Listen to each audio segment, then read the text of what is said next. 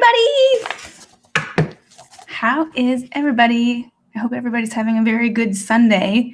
Sorry for the slight delay. My computer was doing something funky. The camera, if you guys see like a weird like band, I think I may have accidentally, maybe I have my book bag with me, or backpack. I say book bag because I'm from the Midwest. If you say book bag here in California, people are like, what? It's a backpack. So my book bag backpack I've had with me for the past few days, and I may have dropped it like a little too hard. So I'm sorry if there's like a weird line going up. I see some people are saying hello in the chat. Eee! Hi, Chris. Hi, Sherelle. Hi, Samantha. Oh, Toronto. Cool. LA, SLC. Hi, everybody. Burbank. Oh, I used to live in Burbank. It's a very nice place. I'm trying to move back there. California. Hi, Kay. Crystal. NYC. Cool. Awesome. We got a lot of really great. I'm glad that you guys are using the chat box. Thank you for doing that. Sometimes people get a little shy about that. Oh, I'm so excited for everybody to be here. Yay. So just so you guys know, if you're on a desktop, you can definitely use the chat box. If you are on your mobile device, you kind of, I think, if I remember correctly, you do have to kind of click into it, and then it takes you out of the video. So, or like the live feed where you see me. Cool. How's everybody's Sunday? Is everybody having a good Sunday so far? Are you guys having a good weekend? I've been working for the past 5 days in a row, so I'm glad to be here with you guys and kind of having a little bit more of a, I didn't have to get up at like the break of dawn for my call time today because I'm here with you guys at noon, which is really nice. So I'm going to go over, we're going to get started here pretty soon, but I want to kind of get things rolling with, I just want to tell you guys a little bit about what to expect and everything like that. So if you're new to What It Takes, welcome. My name is Amber. I'm the host of this webinar or workshop or training or whatever it's more of a workshop. So welcome, and I'm so thankful for you to be here. You're going to have a lot of fun. I've been doing these free workshops pretty much every single month for the past 4 months, I believe, ever since September, however many months that is. And I pretty much just give you as much information, motivation, and inspiration as I possibly can. I've been doing this lovely career in makeup artistry, freelance specifically, for 10 years. So I've got a lot of information and knowledge to share with you guys. Plus, I read books. It's actually funny. If you downloaded the worksheet, I gave you guys a little resource list of some of the books that have like changed my life. And I was like, okay, well, I want to show some of them. I want to show you guys some of these books that I do have. And I ended up bringing out 3 more. So if that's okay, it's not on the list, but whatever, right? So the way that it's going to work, I want you guys to chat, type in the chat box, please, because I want this to be as interactive as possible. I want you guys to explain to me what you want to do for this year. This is all about you guys. I want you guys to achieve these things because I really believe that if you have the right resources, the right knowledge, the right motivation behind your goals, you're going to achieve these goals. Sometimes it takes longer than others, but that's like with anything, right? Like if you have a fitness goal, obviously you're not going to lose like 50 pounds within a month. I mean, unless you get like there's ways around it, right? Like if you get, bypass surgery or something like that, there's ways to do that.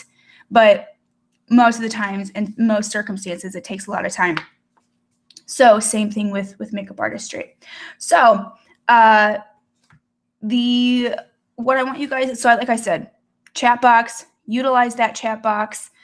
And if you haven't already, I have my little workbook right here. I have my notes written on it, and I'm going to be going through the workbook. If you printed it out, make sure that you go along as we pretty much just start to finish from page 2 all the way to page 11. If you weren't able to print this off, then you can just write in a notebook, super easy. Or, you know, if you're more of a tech person and you like to type everything and like type your notes and everything like that, you can do it in your phone as well. Also, I'm assuming that this is going to take a couple hours. I don't know if it's going to take fully 2 hours, but it could, because like I said, it's interactive. So I want you guys to ask questions. I want you to tell me your deepest and hidden desires. No, I'm just kidding. But I do want you to get really, really specific with me. Like, go wild with this. And make sure that you guys have like snacks around, maybe some water. I've got my caramel macchiato and I've got my water too, because I get really dehydrated with coffee.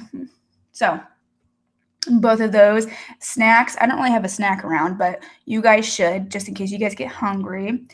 And yeah. Oh yeah, and like I said, workbook.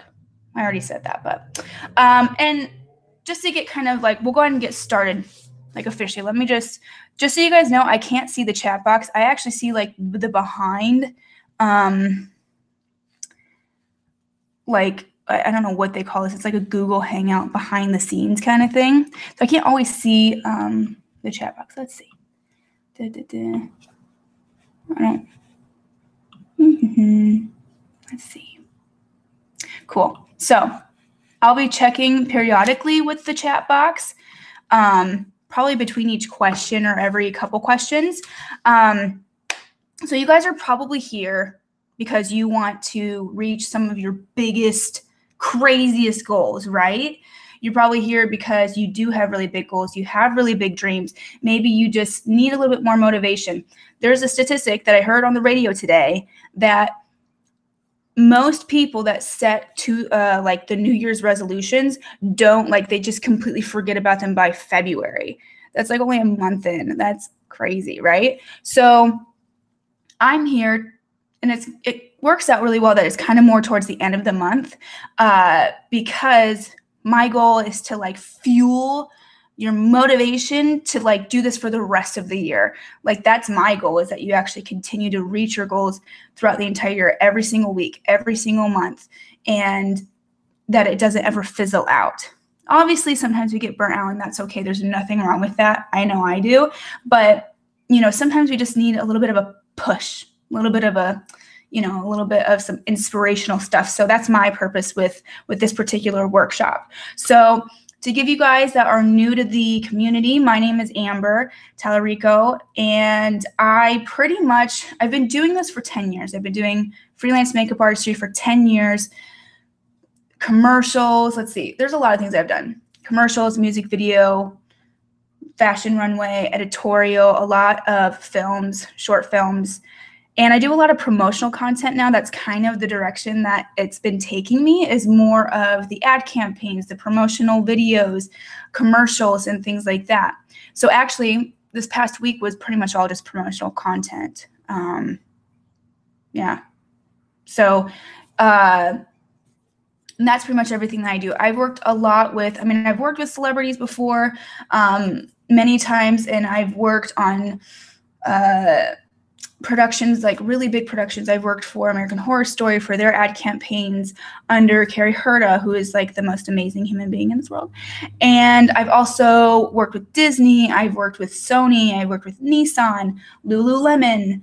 I've done a lot of promotional content for certain movies like Get Out, and I just did one for that new Peter Rabbit movie. Like, there's a lot of things I could go on, but I think we've got a lot more to cover about you guys than for me. So if you guys have any questions about what anything from me personally, by all means, please ask. I am like an open book, seriously. So, and basically with what I'm doing with What It Takes, I actually directed a film called What It Takes. It's a full-length documentary all about what it takes to be a successful makeup artist. And I was able to interview over 40 makeup artists, all at pretty much like all the stages that you can imagine of makeup artistry, from like literally I just signed up for makeup school to I've won like 3 Oscars, aka Venial, and worked with Lady Gaga, aka Sarah Tano. So I've been able to gather a lot of information about what it takes to be successful and also what it takes to stay successful, because there are basically two different things. We can all strive to be successful, and we can do certain things, and then sometimes I feel like I've seen this happen throughout history where people get to a certain amount of success and they're like, I've done it, like I've made it, and then they kind of stop pursuing it, or they stop doing the same things that they did previously, and then they kind of lose that success streak. Do you know what I'm saying? So that's kind of like what I'm all about. I've done a lot of research with, within the makeup industry, but also with just like law of attraction and mindset and wellness and all that kind of stuff to kind of tie in everything for what we can do to be our highest potential in makeup artistry. So I've got a lot of really great stuff for you guys within this workshop. And like I said, it's my goal to just like really push you guys to your fullest potential. And for those of you guys that have been watching us for a while, who have been a part of these workshops for, back since September, have known that we're kind of like starting to push into this new direction. So we have the film and everything stemmed from the film. And now I'm branching out into kind of an educational platform. So we're doing more of these workshops. We're going to start releasing some master classes with really, really, really big makeup artists. It's going to be incredible. And eventually we're going to have a membership site, and I'm really excited about that. So let's get started. All right, before I move on, I want to see if anybody's saying anything in the chats. Okay. Been a good week and morning, nice sunny day. Hoping you might feel this career started off to a good start. Yes, Alyssa, I feel like I wasn't confident enough last year. Girl, trust me when I say I know exactly how you feel. So just so you kind of get an idea, like I said, I've been doing this for 10 years, but I started this online business, I guess you could call, like 2 or 3 years ago, and I am in the same position as you.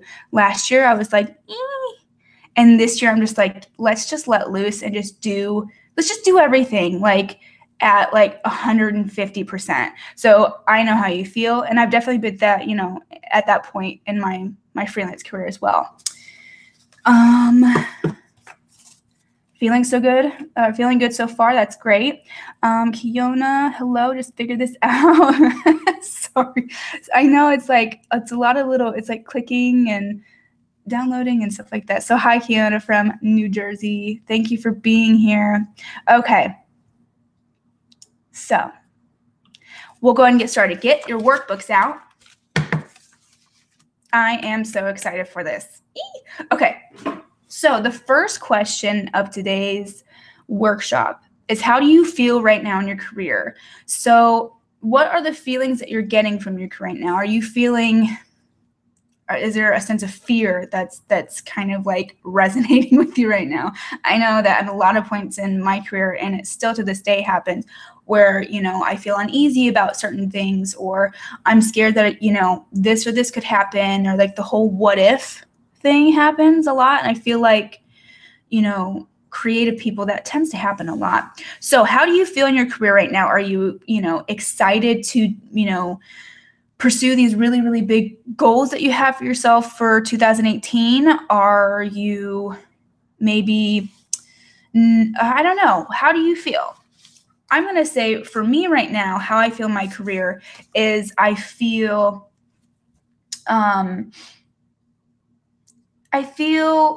like I'm finally gaining momentum, and not to discourage anybody, but sometimes it does take it does take 10 years. Sometimes it takes a long time for you to feel like solid, and I say this and I express this because I don't want any of you to feel discouraged if you are 3-5 years out and you are like, why is this not working for me? Well, luckily you're at, in the perfect place at the perfect time, because there's a lot of mindset stuff that comes with that. And it all comes down to like our self-worth and our confidence, right? So me personally, it took me 10 years to get to that point. So that does not mean that it's going to take you that long, but it took me a lot of time to kind of get to that point. And I think that, yeah, like it's all about your confidence and stuff like that.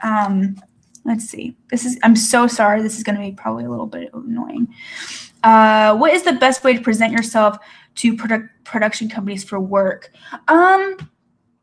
Production companies for work. Hold on. I'm going to try to see if I can.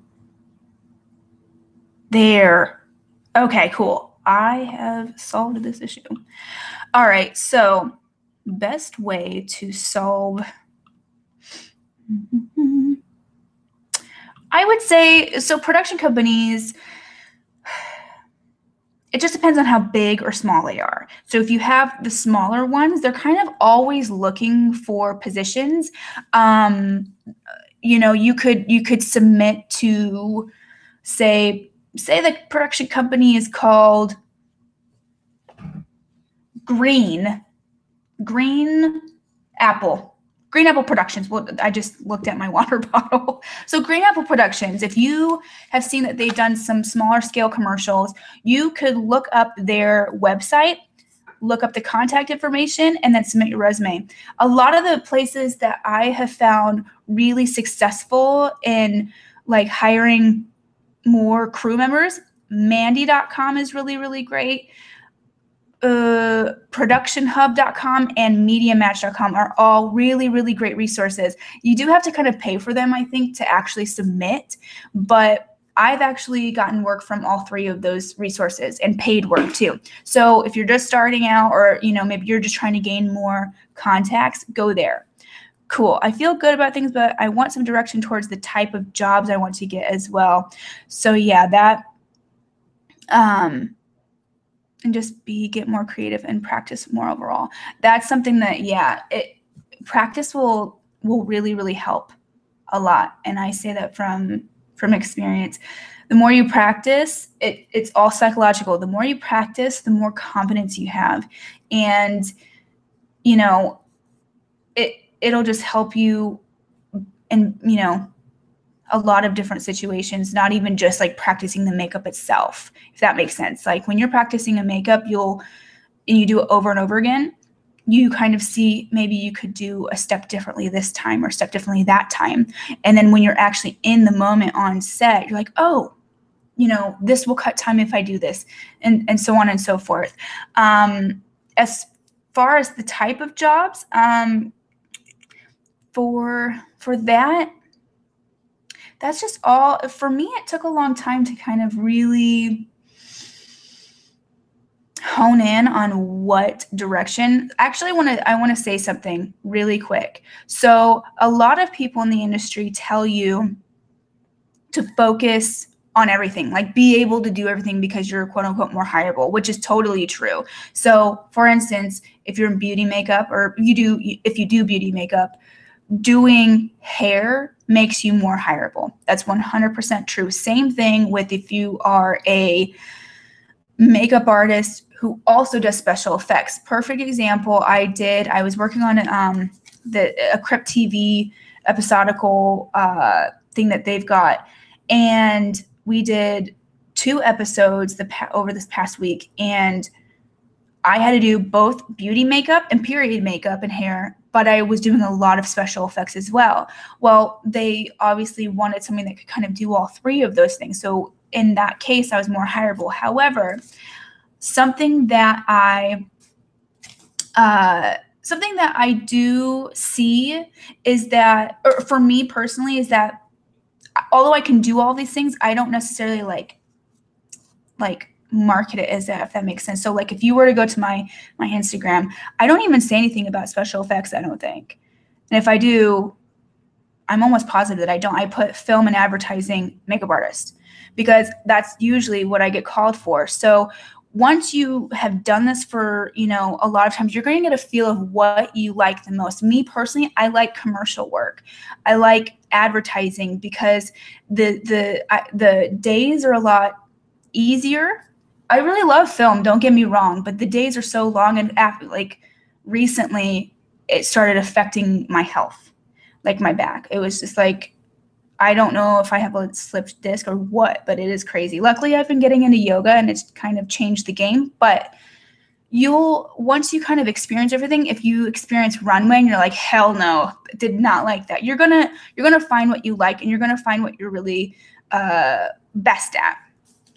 It's all an experience. So it took me a little bit to kind of experience that, and now I can actually say confidently that I like 75% of my work is in advertising. Just to give you an example, I hope that answered your question, Key. Let's see. Chris, I'm definitely excited, although slightly overwhelmed after going to IMATS. Dude, I tried going to IMATS. I wasn't able to make it, unfortunately. It's like, damn, I don't know if I can be that good. Chris, you can be that good. I've seen your work. Insecurities, and that's what I'm going to talk about today, is overcoming those insecurities. We all have them. Just so you know, the biggest artists, they have them too. I don't want to say any names, but literally think of the biggest artist in your head, and they have that too. Okay. Do you recommend working as an assistant? Absolutely. Definitely. Assistant work is going to give you so much experience. Like it's priceless. And if you can get it to be a paid position as an assistant, that's great. But a lot of the times it's a little bit more of an intern position. But even when it is an intern position, whether there's been times where I've worked with or I've assisted makeup artists, and it's been an incredible experience. You learn the littlest things, like how to pack a kit really well. You're going to learn something, or how set etiquette works, things like that. And sometimes you're going to work with somebody that you're like, what? Why would you ever say or do that? And so you're going to learn something no matter what. So I definitely advise that. Key, how do you present all your services without appearing overly thirsty when listening skill sets? I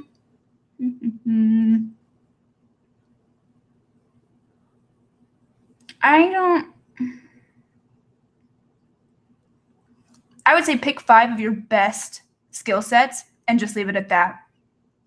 Or if there's a way that you can describe all of them,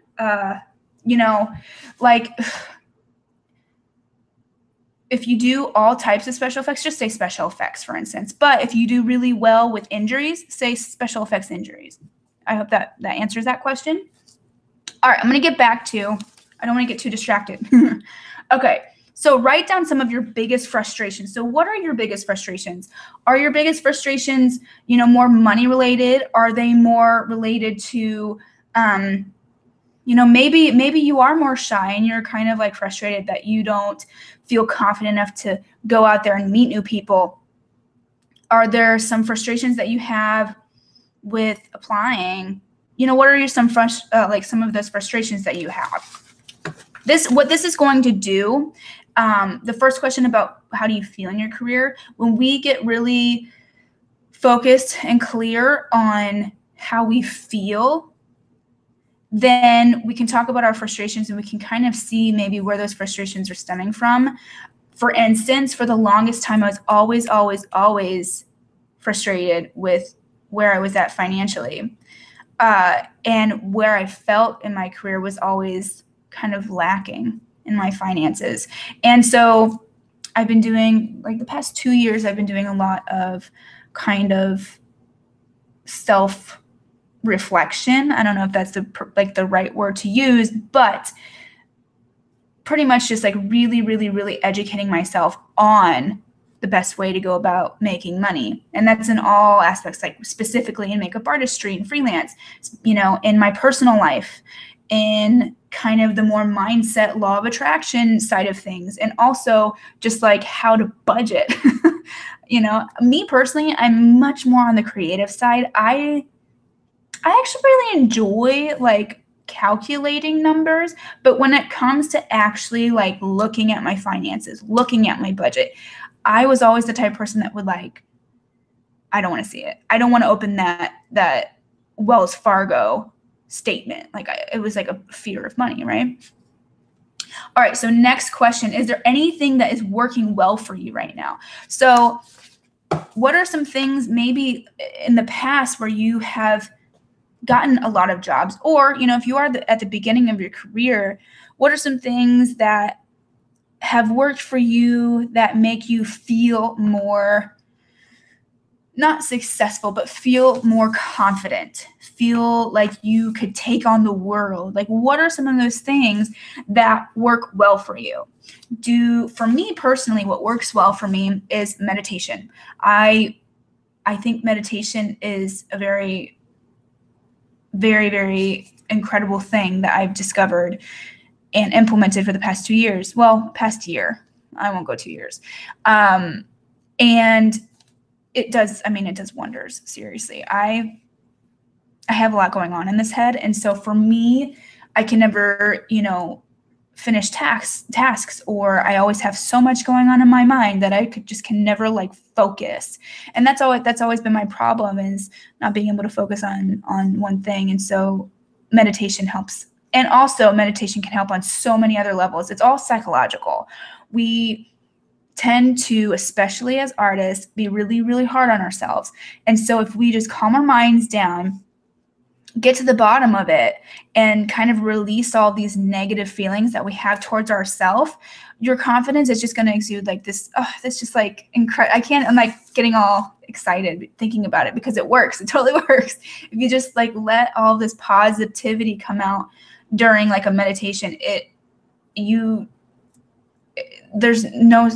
everybody can sense that about you. And then you're way more apt to being like, dear Steven Spielberg, I want to work with you. Like, seriously, you become fearless. And I'm going to share some things with you guys later about that. Cool. All right. So next question, what are some things that are not working for you? Okay. So some of the things that don't work for me is my phone. If I have my phone around me, I get so distracted, and I'm not nearly as productive. Some things that don't work for me are hanging out with the wrong people, being around people that don't have a really open mindset. So if somebody that is around me that's always complaining, or is like, you can't make money as a makeup artist, or you can't do that, it's not a real job, like things like that does not work well for me. Another thing that doesn't work well for me is being in denial of my finances. That was something that really, really put me in the hole financially. I was so scared to look at my statements that I just wouldn't look at them. So what are some things that are not working for you? I've gotten better about that, just so you guys know. Okay. I'm going to look at the chat. How is this? There? No. How do you find an assistant position? Ooh, that's a good question. So finding an assistant position, sometimes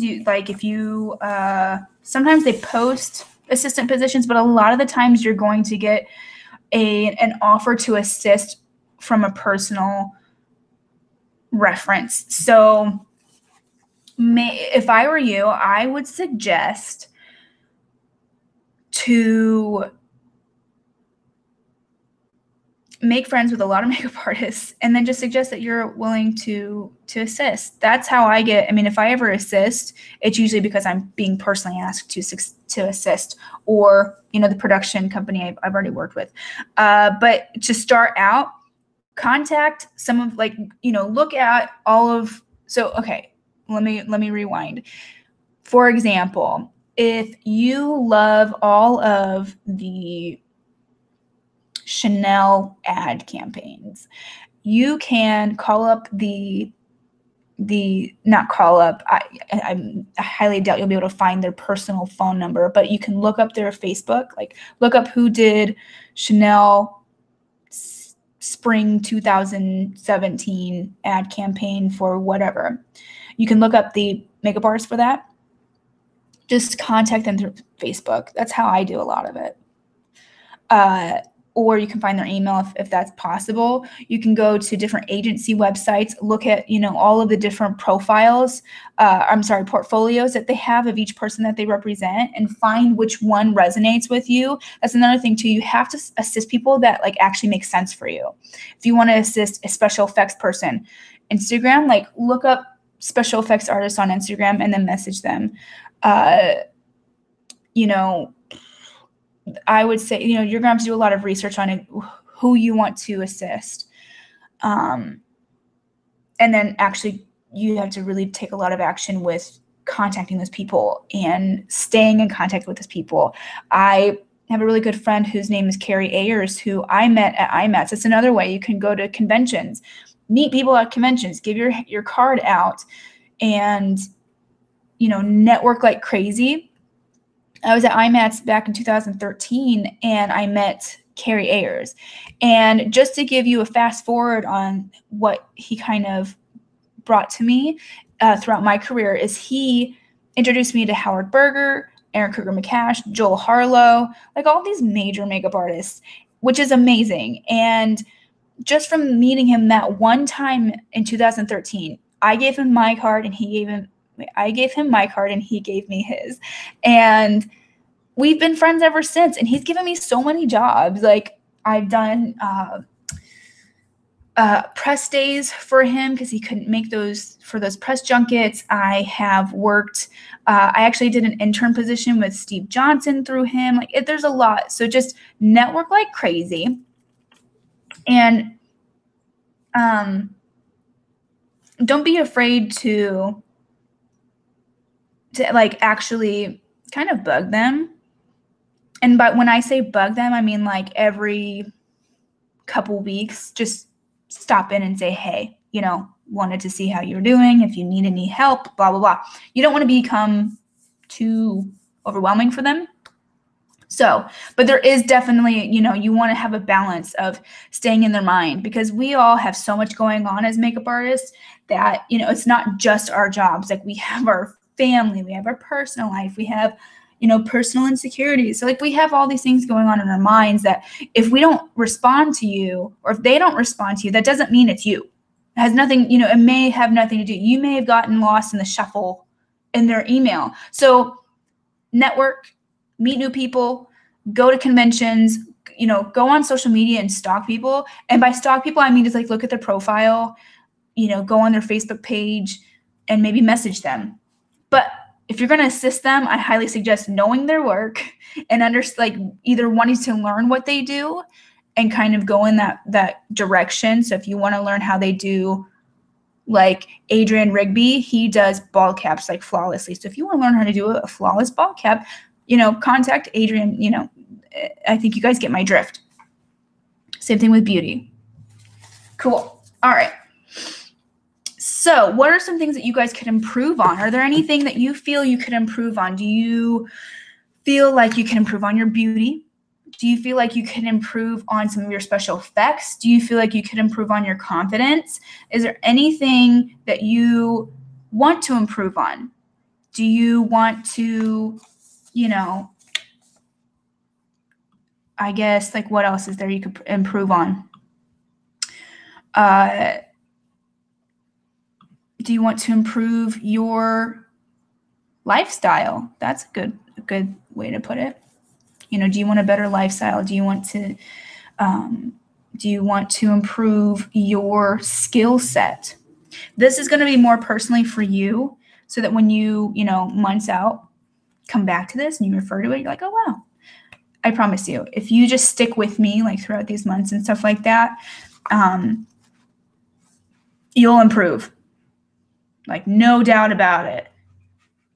And next, write down some of your biggest goals. So now we're going to get to what our biggest goals for 2018 are. What are your, and you guys can go crazy with this. This is the section where we're just kind of like going through it. We're just kind of, running through just to get our minds going with this, and maybe kind of figuring out maybe where it stems from, where our highs and lows are, things like that. So write down some of your biggest goals for 2018. For me, that's my biggest goals are let's see. My biggest goals for 2018, one is a fitness goal, which actually I'm really excited to share. I had a goal to lose 10 pounds for this year, and I'm already down 6. Woo! So that's good. Let's see, what else? I have the goal to start my podcast, the podcast for What It Takes. We're getting ready to release that the end of this month. That's the next project that I have after this. Woo! That's exciting. And then to launch the membership website for all of you guys. And I'm doing yoga teacher training later on I start next month. And then I have monthly goals for what I want to make every single month. Like literally I got so specific with every single month what I want to make between my freelance goal and my business goal. So let's hear from you guys. Your website, hell yes, that's another goal for me as well. Want to improve this year. So whoever said that, that's an anonymous one. I would love for you to email me. I would love to look at your website. And if you want any help with that, let me know. KG Nelson, I'm a bit of a perfectionist, so I like to work on my speed when it comes to doing makeup. Oh, I have a good tip for that. I also need to revamp my website. That's it. Seriously, websites, yeah, let's do this. This is our year. We should all make a goal to revamp our websites by like February. Cool. So one of my goals is that's a great goal. Janelle, 706. It's a great goal. Do you know how far you are from your goals or from getting in? That's another way. You guys got to get specific. Like, how are you going to get there? Networking and marketing myself. Great goal, Cheryl. So, just so you know, KG Nelson, a tip that I have for you, if you work in the film industry or if you do photo shoots, this is something that I feel that you will really, really, really gain a lot. You'll gain time from. So over my experience of working in films for 10 years now, something like that, start by doing the foundation first from literally the top of the forehead all the way down. Don't start with correctors or concealers. The reason why, and my theory is that, or not my theory, it works. This is not theory, it actually works. In my opinion, if I can cover everything from the top of their forehead all the way, down to their neck without having to go in and do all of these like corrections and stuff like that. Like, so say for instance, the majority of the people that we work with have really, really nice skin. There's definitely people that come in our chair that do have problematic skin. But in my experience, that is a lot less than it's not more than the people that I see that have like perfect skin or nearly perfect skin. So what I do is I do the foundation first and see what I can cover with just that foundation. The type of foundations that I use are liquid based. So Kat Von D and Stila have really, really, really good coverage. So I've been able to cut that time down with, the whole concealer corrector thing before you put the foundation on. And then what I do is I go pretty much just underneath the eyes with a little bit of concealer. And then I take the sponge and kind of pat out and then press and roll anywhere else that needs more coverage. Now, if I have somebody that does have problematic skin, like acneic skin or hyperpigmentation, that's actually something that I would address first. But that tip right there will cut your time a little bit and help you. Second tip is to leave the lips for last, because most likely 9 times out of 10, when the director or the photographer is like, let's get them on set right now, what that really means is that they need to be on set for lighting purposes. They need to see what lighting purposes they are. And they should always ask for last looks, and then you can put that lipstick on set. So you literally right then and like with just those 2 tips will gain 10 minutes. So 2 tips for you and everybody else. Cool. Oh, Janelle. So if you're starting at ground zero, that's totally okay. You're welcome. for Janelle that's just starting with the 706 stuff, my best advice for you is to keep everything in a folder. Keep all of your, what are they called? Call sheets. Keep all of your call sheets, print them, and put them in a folder. That was the one mistake that I made. I probably could have gotten in by now, but there was a lot. I mean, it's confusing if you haven't experienced that yet. It's really confusing on how they get in, what counts and what doesn't. But a great tip from a very well-respected person in the union, aka female, I didn't say that. She said to just submit everything. Had I known that 5 years ago, I probably would have gotten in. Cool. So moving on. Those are some really good goals, you guys. I love the website goal. I think your website, I actually did a workshop on website, which what I'll do, you're welcome, Janelle. What I'll do is, because something weird happened with the live, I'll probably just re-record it and maybe send it to you guys, so you guys can get some insights on making your website really, really awesome. So you can get more jobs, because websites are what will get you your jobs. And I can promise you that, because, okay, for the person, I completely forget, because there's a couple people that I think KG Nelson asked about the assistance positions. If you are submitting and, applying for or connecting with a bunch of makeup artists to assist them, when they look at your website, you want them to immediately be like, damn, this girl knows, or guy knows what they're doing. And you, like, actually, if you guys, when you guys have the chance, go to my website, ambertalarico.com, and that will show you, I didn't take classes, but I read a lot of books, and I talked to a lot of agents about what the best looking type of website is for. And I was looking more in the beauty aspect. For special effects, it's a little bit different. With special effects, it's a lot more lenient. It doesn't have to be like this super beautiful website. But if you have a really nice looking website, it's more of an initial reaction of like, oh, wow, this person is like, this is really impressive. So I can help you with that too. Sherelle, I graduated makeup school 12 years ago, and I feel like well, don't be so hard on yourself. I'm sure, 12 years is a lot. What I would say to you is give yourself that credit. Don't take that credit away from yourself. You have 12 years of experience.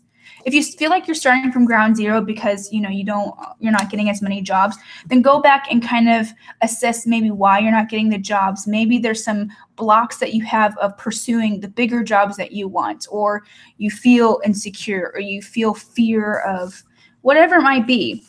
Get really clear on that. Alrighty. What are some ways you could achieve these goals? So with the websites, everybody that was talking about websites, do you have your own domain? That's something, for you to do. A step that you want to, a step towards achieving that goal is to get your domain and, get whatever website host you're going to use, whether that's WordPress or Weebly or Wix, things like that. What are some ways you could achieve the goals of making more money? What are the, ways you could achieve these goals for assisting? Sorry, I hit the mic. I always hit the mic. I'm so sorry. With assisting, making sure you put the time, you set aside the time to research some people that you could or want to learn from, that you want to go in the same direction of. Me personally, a really, really massive goal for myself and my career just in general is to do a Vans campaign ad. Like, that has always been a goal for me. And how could I achieve that? Well, I could look up the artists of who have worked on these Vans ads and get their contact information, or look them up on social media and contact them and be like, hey, I really love your style. I love what you're doing. If you ever need an assistant or an intern, I would love to work with you.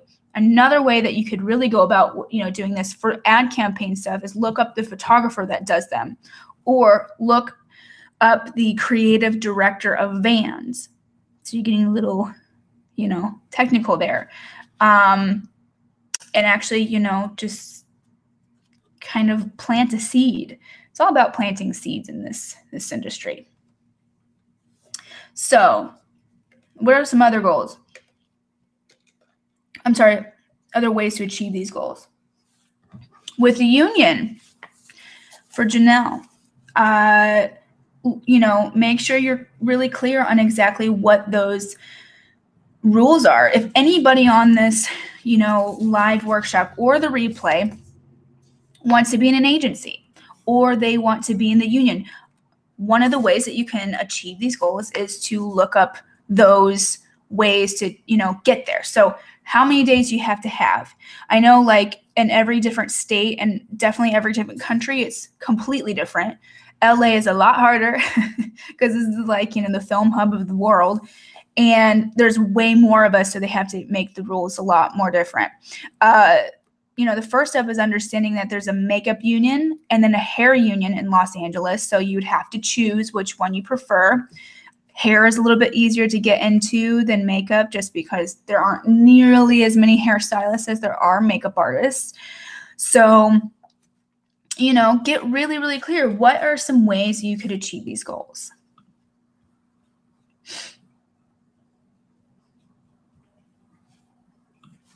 And next is, do you feel any type of resistance to these goals? Is there, when you start thinking about redoing your website, this is something for me, I know happens, is when I start thinking of my website, I'm like, okay, I need to add this, I need to add this, I need to add this, I want to switch this. And then I get so overwhelmed that I just don't even do it.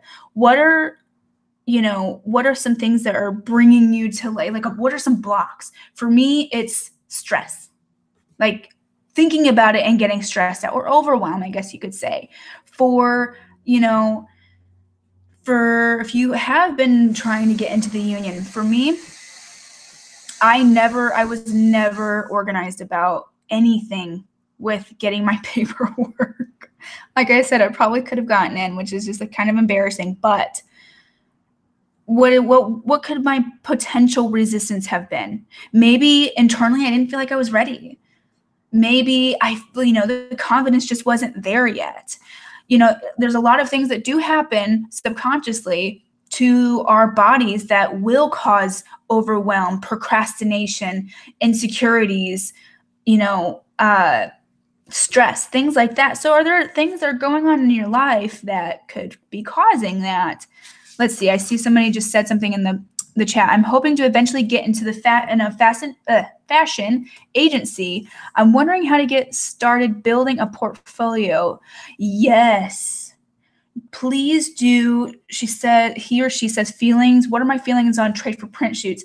100% do them. If anybody that is watching this, you want to get in the fashion industry, you have to accept the fact that you will be doing a lot of free test shoots to build your kit. My website, if you go to my website, you will find that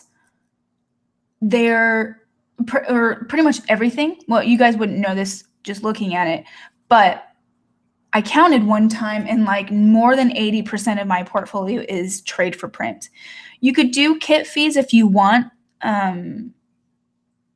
That's kind of, depending on what exactly you're doing for that trade.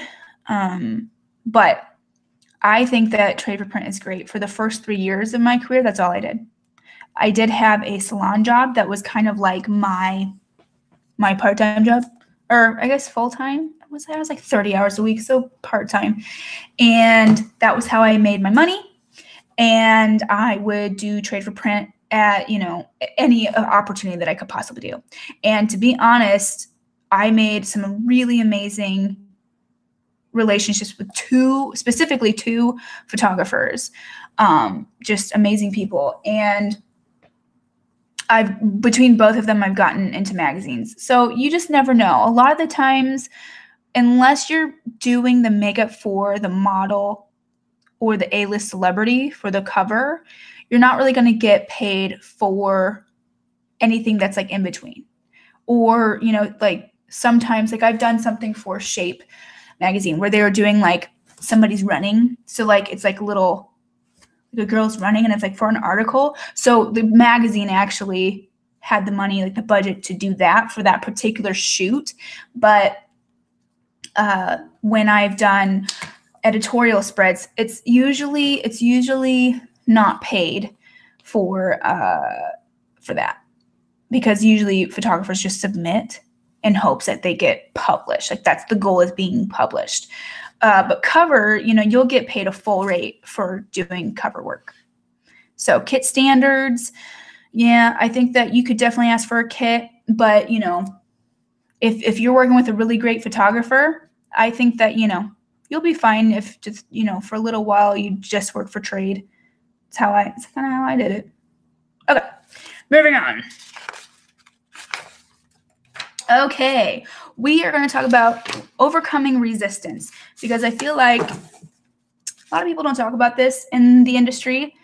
I've seen a lot of makeup artists doing education and motivating and stuff like that, but I don't really feel like very many people talk about the resistance and overcoming it. So we're going to kind of get a little bit more into the side of it that is more mindset. So like I said earlier, something I really like to talk about is mindset, because what we think of ourselves subconsciously can definitely affect our careers and whether we're successful, or whether we make a decent amount of money, or whether we get booked a lot throughout the year, whatever. So I'm reading from one of my books that I really, really love. So overcoming resistance, if you guys go to your workbooks, I'm going to talk about what is called the 3 C's of resistance. So 3 C's. The first C is clarity. Second is confidence. And the third is competence. So obviously clarity, in order for you to overcome resistance, you have to be clear on what you want. Janelle wants to be in the union. That's a great goal. So that, for her, she has to kind of get a to-do list going of what she needs. She needs to find out those rules and regulations of what works and what doesn't. And then once she does that, boom, boom, boom, boom, she's working on this, she's working on that, what works and what doesn't. And she has a folder. That's getting clear. You want to work on a website. What do you want your website to look like? That's a way of getting clear. As far as being just a makeup artist, a lot of us, maybe, if you just gotten into this, or, it took me a really long time to get clear on what direction I wanted.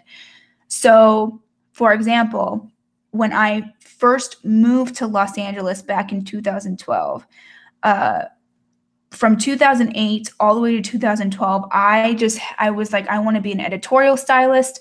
I want to work on fashion ad campaigns. I want to do commercials and pretty much work in the fashion industry, do men's grooming and red carpet looks and stuff like that.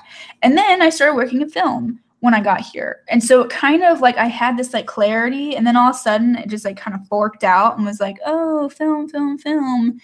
And although I love films, over time it became too exhausting for my body, because they're like 18-hour days. It's very common for like 12, 15, 18-hour days in film. And filming like feature films. Television is, it's pretty typical, but at the same time, there's plenty of TV shows that are like 8-hour days, 10-hour days.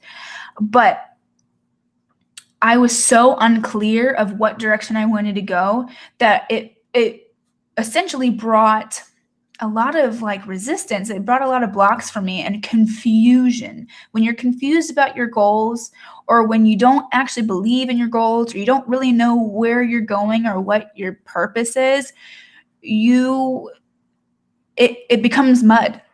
It's like nothing but mud. There's a whole saying of, oh gosh, what is this saying? Something with mud and a lotus. I don't remember the saying, but basically you have to have mud before you have a lotus. So the way a lotus blooms is it's like submerged in mud. So what that basically means is there has like all this kind of ugly stuff first before you can actually bloom. So obviously you can be really, really confused, but once you get like clear on what you want, you're going to bloom into this really beautiful lotus. But all of that mud has to like go away. So I hope that makes sense. That I don't even know if I tied that in correctly, but get really clear on what you want. And this is something that really changed the game for me, is what I wanted. How much money do I want to make? How many gigs do I have to do every single month in order to hit that goal?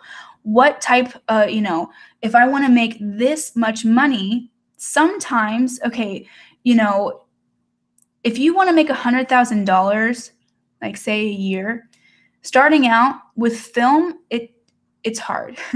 Unless you're in the union. Like, Janelle wants to be in the union. You could totally make $100,000. I know people that make like $300,000 in the union. Maybe not that much. Maybe. But, you do have to kind of figure out where you want to be financially. If the money isn't really it for you, then where do you want to be emotionally? If you really, do you really like working on really, really long days and shoots and stuff like that? Does that get you really like pumped and amped and stuff like that? My boyfriend, Kenneth, he loves that. He's like a huge movie buff. He would never not do film. Me personally, after a certain amount of time, I was like, oh, wow, this is really exhausting. And even though it was really, really fun for me, like I said, it started like hurting my body to the point where like I couldn't walk. It was bad. So, you have to kind of assess what it is that you want and get clear on it. So I had to reassess my direction and my goals. So what I did was I was like, okay, I want to be healthy. That was like one of the things that I really got clear on. I want to be healthy and I want to be comfortable. My body needs to be comfortable. My body can only handle so many hours of standing. And it's just the truth of it. And so what I had to do is like, okay, well, ads and campaigns and commercials, totally fine. And I can definitely work, 18, 20-hour days on, shoots that are a few days. But when it goes to like weeks or months, I just unfortunately physically can't do it.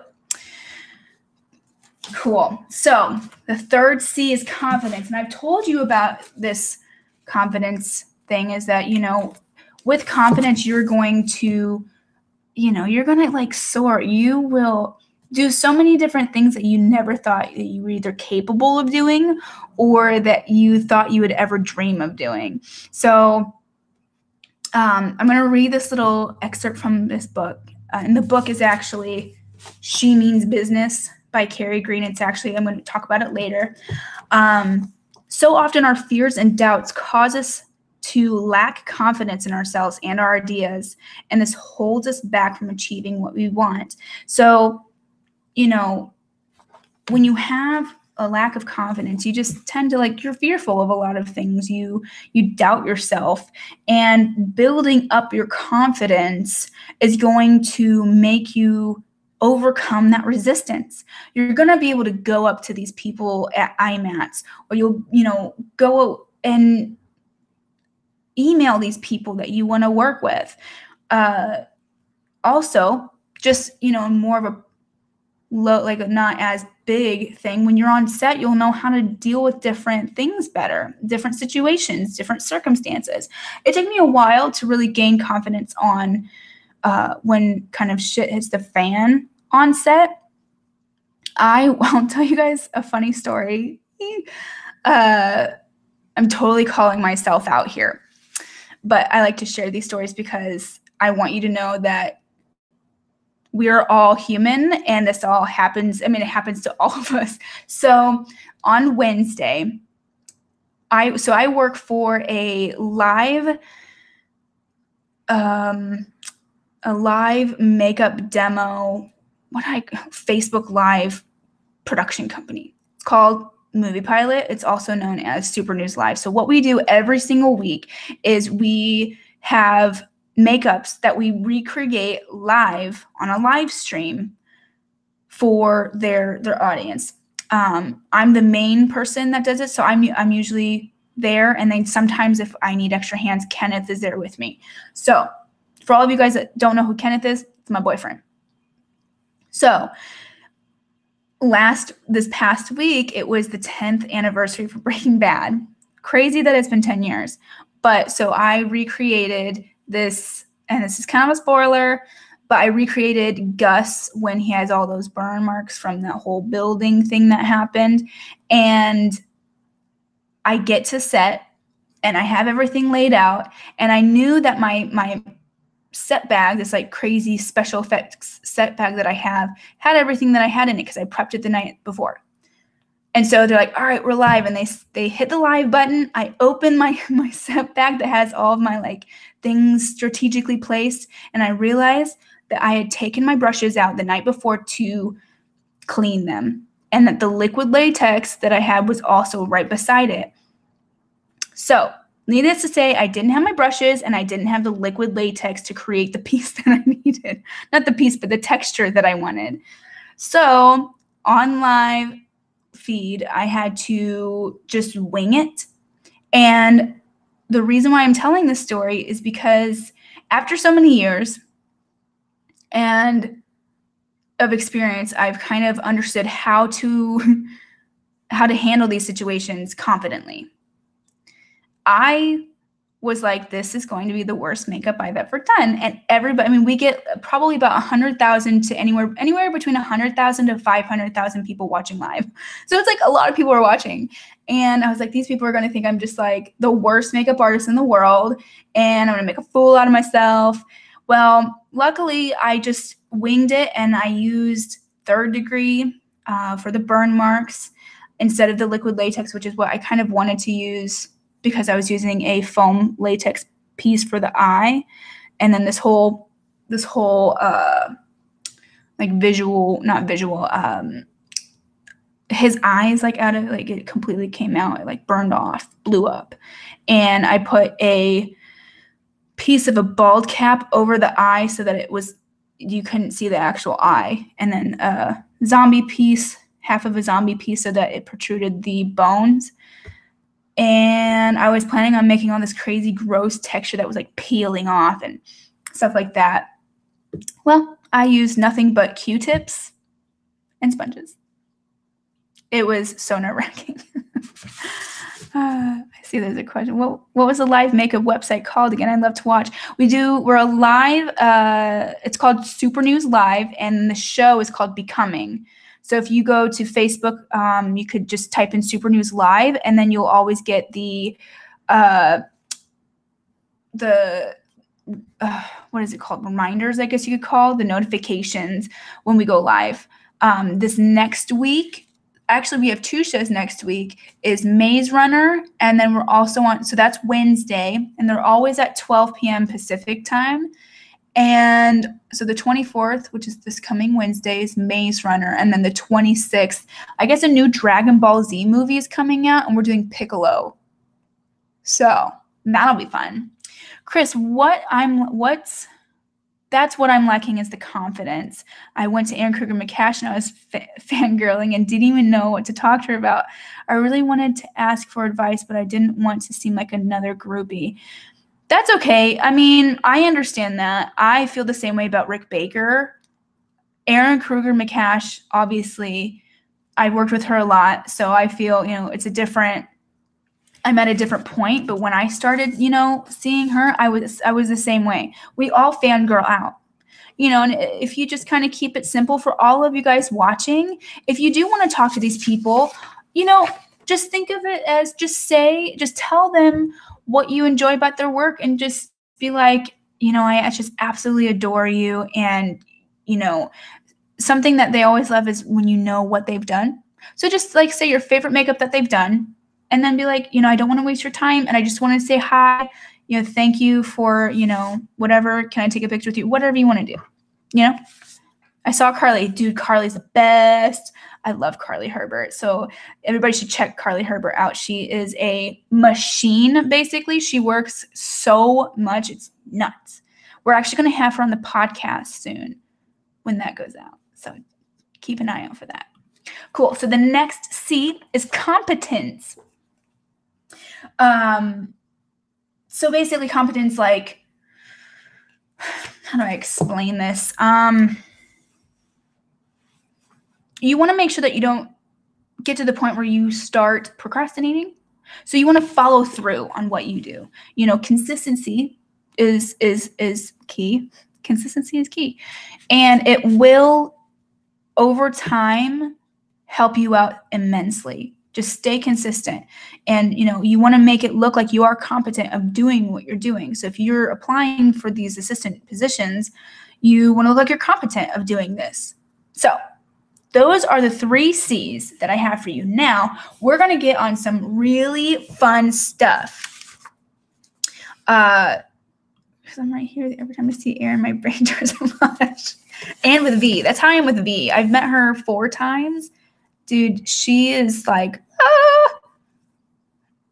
Man, she was intimidating we interviewed her. I interviewed her once. And I had to go up to her so for those of you that haven't seen the film, What It Takes is a documentary that I directed, and we had V. Neal in it. And I had to ask her if she wanted to be a part of it. And that was the scariest thing I've ever done in my life. V. Neal is a force to be reckoned with. She's amazing though. And it's funny because we did an event with her, and Chris was there. He was helping us out, and he got to meet her, which you met V. Neal. Anyways, he was great. He did not even act. I didn't know that if you were nervous, there is no ounce of nervousness that I felt or saw. But V. Neal is like, whew. We had an event with her, and I was being interviewed with her, Leonard Engelman, Carly Herbert, and I was there. And then Scott Essman was the person that was monitoring the interview. And so, I mean, holy crap. I didn't remember how I answered the questions because I was like, I'm sitting next to V. Neal. I'm sitting next to V. Neal. This is so scary. Oh, that's cool. She has a class. She had an amazing guest artist. Cool. She's great. And she's so nice. And she's really not, I mean, I was literally like, I'm scared of her because she's like a big, big deal, right? She's really cool though. She tells it how it is. All right, next page on our workbook, page 6. Dream big is the part, the section that we're in is dream big. So when was the last time you stretched your goals and your imagination? Have fun and dream big during this section. And we're going to get into some specific questions on kind of getting your brains moving with this and your dreams flowing. So when you think of like the perfect life and the perfect career, I want you to write down how you want to feel. Do you want to feel happy? Do you want to feel safe? Do you want to feel abundant? Do you want to feel, what are some other ways that you can feel? Do you want to feel excited? Do you want to feel motivated? Do you want to feel supported? What are some things that you want to feel when you think of your dream? And this is kind of a little bit of a secret when it comes to, getting really clear on what your goals are or your dreams. Because when your mind kind of thinks about the feelings of what you want, our bodies, the perfect example, like our bodies literally are just complete, they're incredible things. We can do really, really crazy things. So really good example is if you have a nightmare, you're just like in your head. You ever thought about this? Like when you have a nightmare, it legitimately wakes you up. Your heart is racing. Maybe you're sweating. Maybe you're crying, but it was all in just your head. Another example is say you're walking around and it's kind of a dimly light room and you look down and there's this little coiled thing, and all of a sudden you think it's a snake and you go ballistic. You start screaming, you start like having a panic attack because you think it's a snake. And then you turn the lights up and you realize it's just a coiled rope. Our minds do the craziest thing.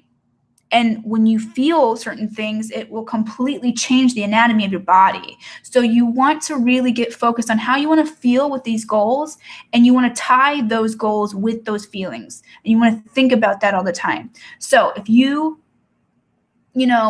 say a really, really massive goal is to work with V. Neal. Well, sit there and kind of just close your eyes and think about what it would feel like to work with her. It'd be exciting. Sometimes it might be a little scary. Sometimes, it would be, a lot of anticipation. You'd feel like, oh my gosh, what am I going to do next? Like, oh my gosh, like, maybe you'd feel enlightened because of all the things you're learning from her. So, how do you want to feel? This is something that's very important that you guys need to write down.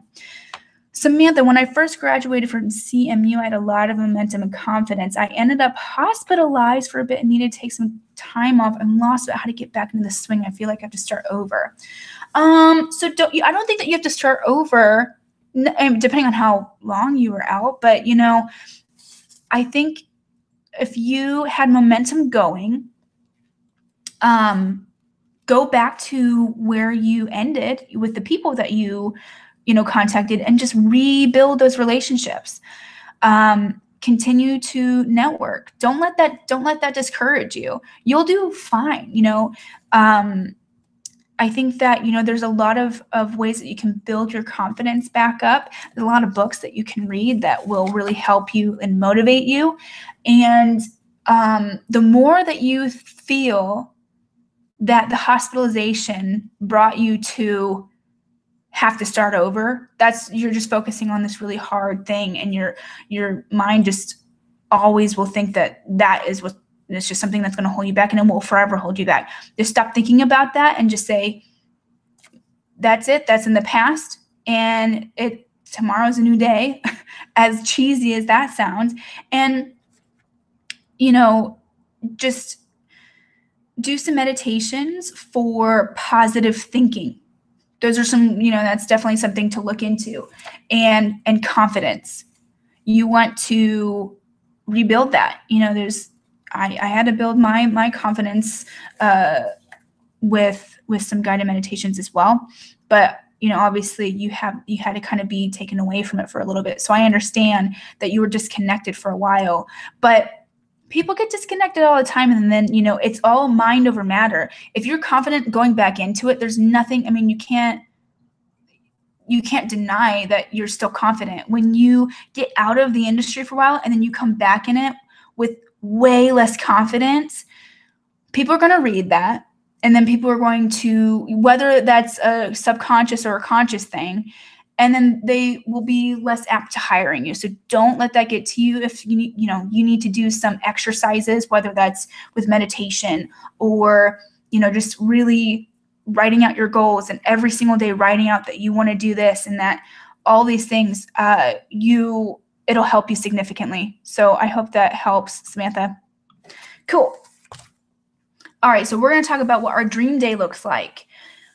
So if you want to be in the union, Janelle was talking about wanting to be in the union. What would your dream day look like? So in the union, you would have your own trailer. You would have your own station that was in the trailer. What would your station look like? I want you guys to get really specific with this, because visualization is incredibly powerful. Incredibly powerful. Like, I can't speak about it enough. What does it look like? Do you work with celebrities, or do you work with films? What does the set look like? So for me, my really big goal is to work with bands. Like, who would I be talking to? What would the people look like? I would be doing really cool, like really laid back hair. What would the clothes look like? What would the new Van shoe look like? Get really specific. The more specific you get about these visualizations on what your dream day looks like, the more your mind will psychologically figure out how to get there. I hope that makes sense. So here's a really great example that I love to share. There's two examples that I have. One is for makeup artistry, and then the other is more of a personal thing that I had. So back in 2013, I really wanted to work on the ad campaign for American Horror Story. And so I put the picture of the season 3 ad campaign on the back, like the screen of my home screen for my phone. I looked at it every single day for a year, and I would just think about, okay, that, what would it feel like if I was working on it? It'd be super chaotic. Everybody talks about how chaotic that movie is, or not movie, that show is. So I was like, okay, It'd be really chaotic. There'd be a lot of special effects, but there'd also be a lot of beauty. There'd be, photographers because it's the ad campaign and all these things. So I thought about it a lot. And then after that year, that was in 2013, I switched it out and kind of, still dreamt about it and still thought about it, but not every single day. In 2016, I connected with Carrie Herta, and she invited me to be on the makeup team for the Roanoke ad campaign. So just to emphasize, it's the ad campaign, it's not the show. So it's two different things. And so it was for like the billboards and the promo, the commercials for it. And so I was there. It was like literally something that like I completely manifested in my entire life. And it was exactly that. It was nonstop. There was long hours. It was intense. There were a lot of special effects, but there was a lot of beauty. Like everything that I thought it would be, it was. So there's that example. The second example that I have for you is that when Kenneth and I were looking for an apartment, I had a very specific idea on what I wanted. I wanted a certain amount of space. I wanted a certain kitchen type. I wanted, a certain amount of storage. Storage was huge because him and I are both makeup artists. We have a lot of stuff. And a washer and dryer inside our unit, like in our actual apartment. And I saw these apartments that were just like kind of a little outside of LA in a really beautiful area. And I kind of drove around them. I'm like, oh my God, I love this. I love this place. I want to live here. So I looked up how much it was. It was way beyond our budget. So I was like, okay, you know what? It's okay. I'm just going to keep, visualizing this. And if I can visualize this as, my dream apartment, maybe something else will come up that is similar to this. And so what I would do is I would drive up the little area and I would drive around the parking lot and I'd drive around all the apartment complexes and think to myself, this is what it would feel like to drive here from being on set. I would drive from Burbank all the way up to the area that I live in now and feel how far of a drive it was. So I thought to myself, okay, this is what it would be like to kind of commute. And 4 months later, the apartment, because it was originally like $1,900 a month for a one-bedroom apartment, it went all the way down to I think it was $1,592 within 4 months. And I was like, hell yeah! So what? Needless to say, we got it, and we're still here. So let's see, Cheryl, do you mean like daily goals? Yes, make daily goals. But what is your dream daily? If you're referencing daily goals as like, what does your dream day look like? I'm saying like with talking about your biggest dreams, if that makes sense. Chris, I'm on my phone, just lost the feed and can't log back to watch. There's an error. Just tried oh man. Is everybody still watching? Can you guys just comment really quick to let me know if it's working okay? Let me see on my computer if it does it too. Oh yeah, no, it's fine. I'm gonna text. You're welcome, Sherelle. Cool, you guys can see. I personally know Chris what I think he's talking about.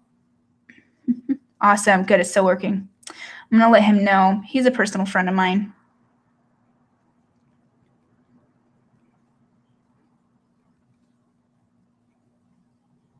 Cool. All good, still working. Cool. I'm sorry guys, I'm just gonna make sure that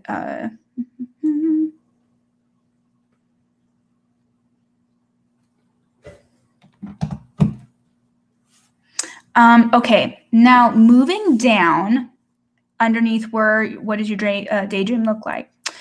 So is there an artist's life who inspires you? What elements of their life, if any, inspire you? So think about who inspires you in this industry. This is something that's very important. You want to know the people in this industry, and you want to know what about them inspires you. Is it their style? Is it their actual makeups? Is it their lifestyle? you know, there are definitely some makeup artists that make a lot of money and have these outrageous, really awesome lifestyles, you know? So write that in. What is it that inspires you about these people? Let's see.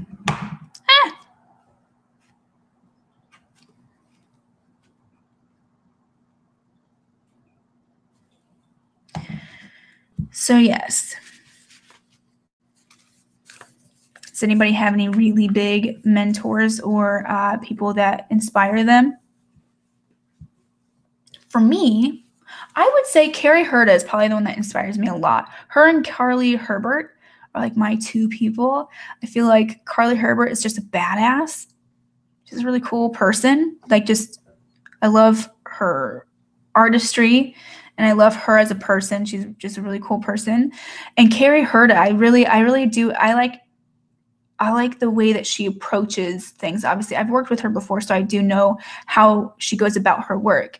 And I love her lifestyle. She has a really nice, a very nice lifestyle. Very, you know, she's definitely living extremely comfortable, or she's living comfortably and does extremely well for herself. And so, you know, I've talked to her a lot about her lifestyle, and it is something that I want for my career as well. You know, she's amazing. She's actually both union and an agency represented artist. So that's like, I want that, right? So yeah, write down who inspires you and why. Cool. Do you guys have that written down? All right. So are there any people or idols you would like to meet or connect with? So what we were talking about before. Who do you want to meet and who do you want to connect with? Write this down. This is really, really, ooh, sorry. People that are watching the replay are gonna be like, what is she like? I get so distracted by the chat. I met Gregory Arlt and I love his work and how he gets, oh my God, I am so with you. Gregory Arlt is amazing. He's a Virgo too. And I knew it when he was a guest speaker at Mud, and just, oh my God, an amazing human being. Like, I have nothing but a smile on my face right now because I'm talking about him. Oh my God, I agree with you. Love his work, love him as a person. He's very funny. He has an amazing aesthetic about him. He has a very specific way of wearing his hair. He kind of has, you know, a little bit of a makeup thing going sometimes. It's just like, you know, a little bit of men's grooming. And he always wears like the most fashionable outfits. Like, he's amazing. Something that I did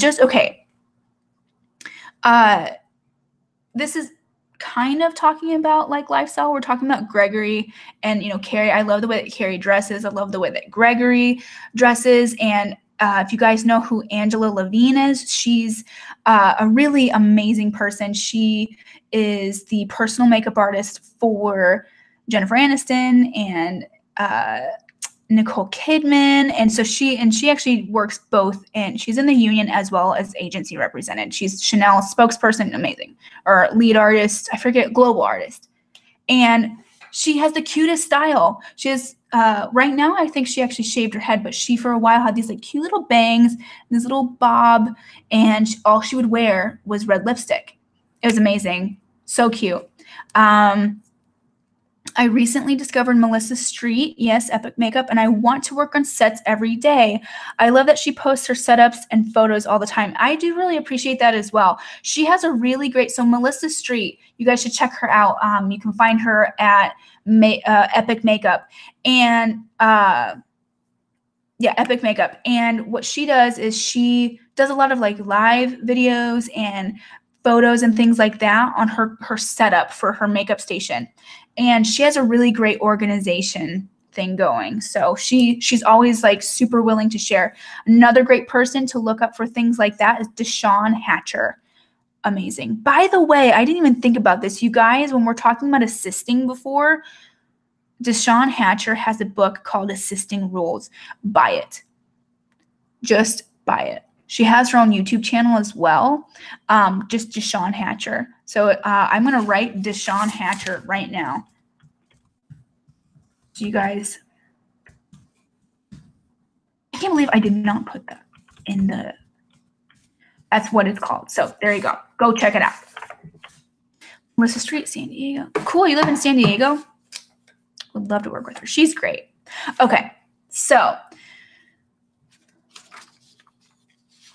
so going back to that question, are there any idols you would like to work with or people you'd like to connect with? So yeah, if you want, if you really like Gregory or if you like Melissa or Carrie Herta, try to connect with them. See if you can meet them. Great places to meet people like that are conventions. Definitely look into that. Okay. So we're going to get a little bit disconnected here from like anything that has to do with makeup artistry, but I want to get you guys to visualize something beyond the makeup, but it does have to do with how it's all connected, okay? Trust me. So I want you to explain your dream home, and I want you guys please share this in the chat box. What is your dream home? And the reason why I'm having you guys do this is because this directly coordinates with visualization and where you want to be. And what this will do is it'll make you understand what you have to do in order to achieve these big goals that you have. If you want to have a really big house, well, you'd have to, make a certain amount of money. And sometimes that can be, if you have a spouse that does make money along with you, obviously you can count that in there as well. But what does your dream home look like? If you are a starving artist in a really big city, obviously your dream home might look a little bit smaller, or, your dream apartment. But, what I did for myself is I had this visualization of, wanting a very specific type of home that I lived in my case, an apartment that was comfortable space-wise, that had enough storage space, and that had a really big deck, actually, like a little patio, which is really nice. And also a washer and dryer. In Los Angeles, all of that is not very common. So what happened was I visualized this home and I realized what I had to do in order to get that, in order to have that. If you want something that's similar to that, some people would have to get some roommates. Some people have to move outside of the bigger city. Pretty much every big city around the entire world, like Chris is back. Hi. Everybody around the world, like Vancouver, Australia, Sydney, Australia, the UK, like in London, these really big hubs for a lot of and I'm pretty sure New Zealand too. I don't really know for sure about that one though. But all these really big hubs, the price for rent is like the same. San Francisco, New York, Atlanta, Seattle, all these places that people are like, oh, the film industry is moving here and whatever. The price for rent is pretty much just the same, which is outrageous. It's just outrageous. So anyways, I just totally went on a tangent there. What do you have to do in order to live comfortably? If you're okay with, your first whatever years of living kind of in smaller quarters, then that's fine. But bigger picture, however many years out, what type of home do you want to live in? So write that in there. All right. Are there any places that you dream of visiting? This is really great. This is something that I don't do nearly enough, is visualize where I want to work, where I want my work to bring me. I want to go to Australia. I've always wanted to go to Australia ever since I was like a baby. Not a baby, but ever since I was like 7 years old. And I'm actually in talks of possibly going to Australia in March or April. So, get really clear. If you guys want to go to Thailand, by the way, it's really cheap to go there. My friend is actually going there, and her flight for round trip was like $400. It's crazy. Samantha, my dream home would be an open concept bungalow with a big backyard for 1 million animals. Oh, that's sweet. Michelle, hi. I want to come to Australia really, really bad. Michelle is here. I'm really excited. I won't get into it too much, but she's here with part of the giveaway. I'm going to talk about it later. So you guys stay tuned for the giveaway. Definitely don't want to miss that. The free giveaway. Another place, I really want to go to the UK. Where are some other places I want to go? But get really, really clear on it. Do you want to do a shoot there? Do you want to film there? Do you want to stay there for 3 months? Like, go wild with this. Me personally, it's funny. I've actually never been out of the country, but I've actually been pretty much everywhere in the United States. So even, maybe where are some places in the United States, if you live there, that you want to go? And the next question is, how do you want your life to be? This is very important to get clear on what you want your life to be. Do you want it to be more? Do you have more of like a high fashion sense of you? So do you tend to like to spend more on your clothes? Do you like to spend more on the interior of your home? Do you like a little more of a luxury car? What is, does that make sense? If you like all of those things, you do have to make a certain amount of money to do that, typically. There's definitely some ways to kind of go about that. So you could have a luxury car that was used. You could go to really cool, what are those, not Goodwills are definitely an option, but I'm thinking of like not antique stores. I'm totally spacing on the word for this, where there's like retro clothes, and I've seen people that find like things from Chanel and Dior at these places that are like significantly discounted. But so you could have that and spend less. But, if you want to travel a lot, you do have to have a certain amount of money, or people have to pay so you could get sponsored, to do that. So there are definitely ways that you could go about, doing all of that. If you like more of a kind of gritty, more alternative lifestyle where, you want, I don't know, like you don't care what your car looks like. You kind of have a little bit more of an edgy style to you. You want to, I don't know. I can't think off the top of my head. What other examples?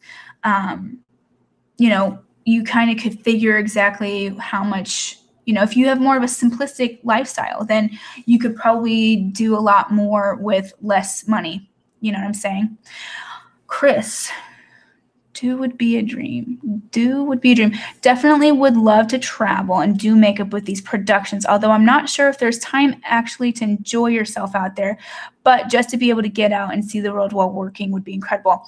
Yes and no. I think that, my friend Chris, who is the executive producer on my film, What It Takes, he was in, I don't even know. First, he was in Vancouver for Hellboy, and then they went somewhere crazy. I can't remember the country. It was like so different.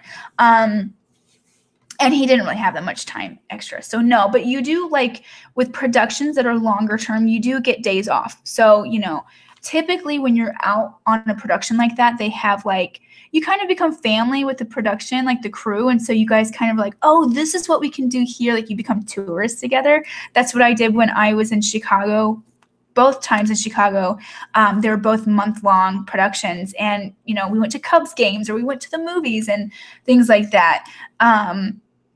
When I travel for Mud, it's a little less time. So I travel to the destination, stay the night at a hotel, do the education that I do for the partner schools that I work at, and then go back to my hotel. And sometimes I have like half a day to go explore. I did that when I went to New York and Buffalo, and then the next day I fly back. So it just depends on the type of, what you're doing. With fashion, a lot of the times you have a couple days to kind of get there, be settled. You do the photo shoot and it doesn't take nearly as long. So you have a lot more time, and usually the budgets are bigger for fashion. So Alyssa, being able to travel and work would be fantastic. Maybe weddings in different locations. Overall, I want my life to be flexible so that when I have kids, I can still be a hands-on mom and wife. Thank you for saying that, Alyssa.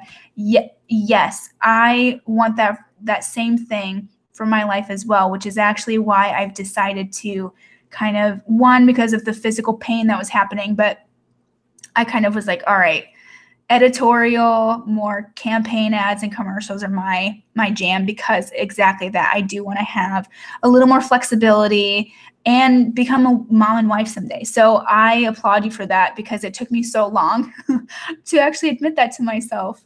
And I love that you got really specific about that. It's a really, really great explanation.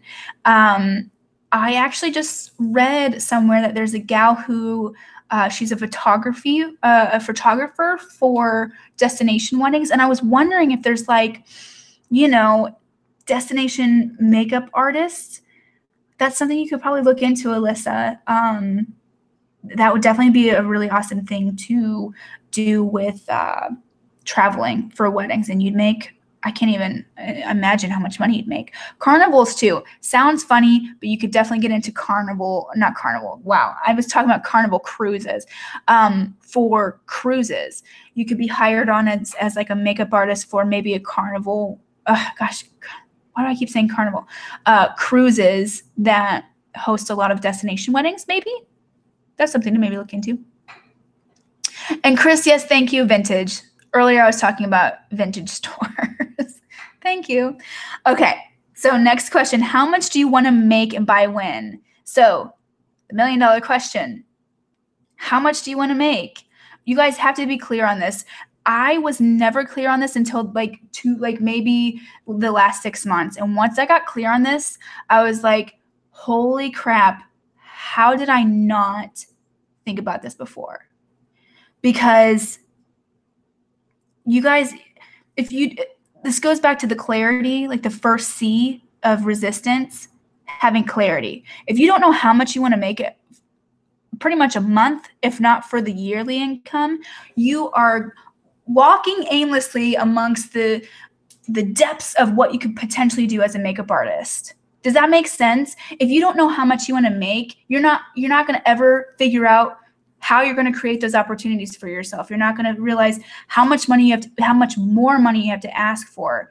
If you want to make $100,000 a year, say, that breaks down to nearly, I think it's like 18,000. Let's do this math really quick. I don't want to tell you the wrong thing. I feel like it's like $20,000 a month. But you have to figure out exactly what you need to do every single month.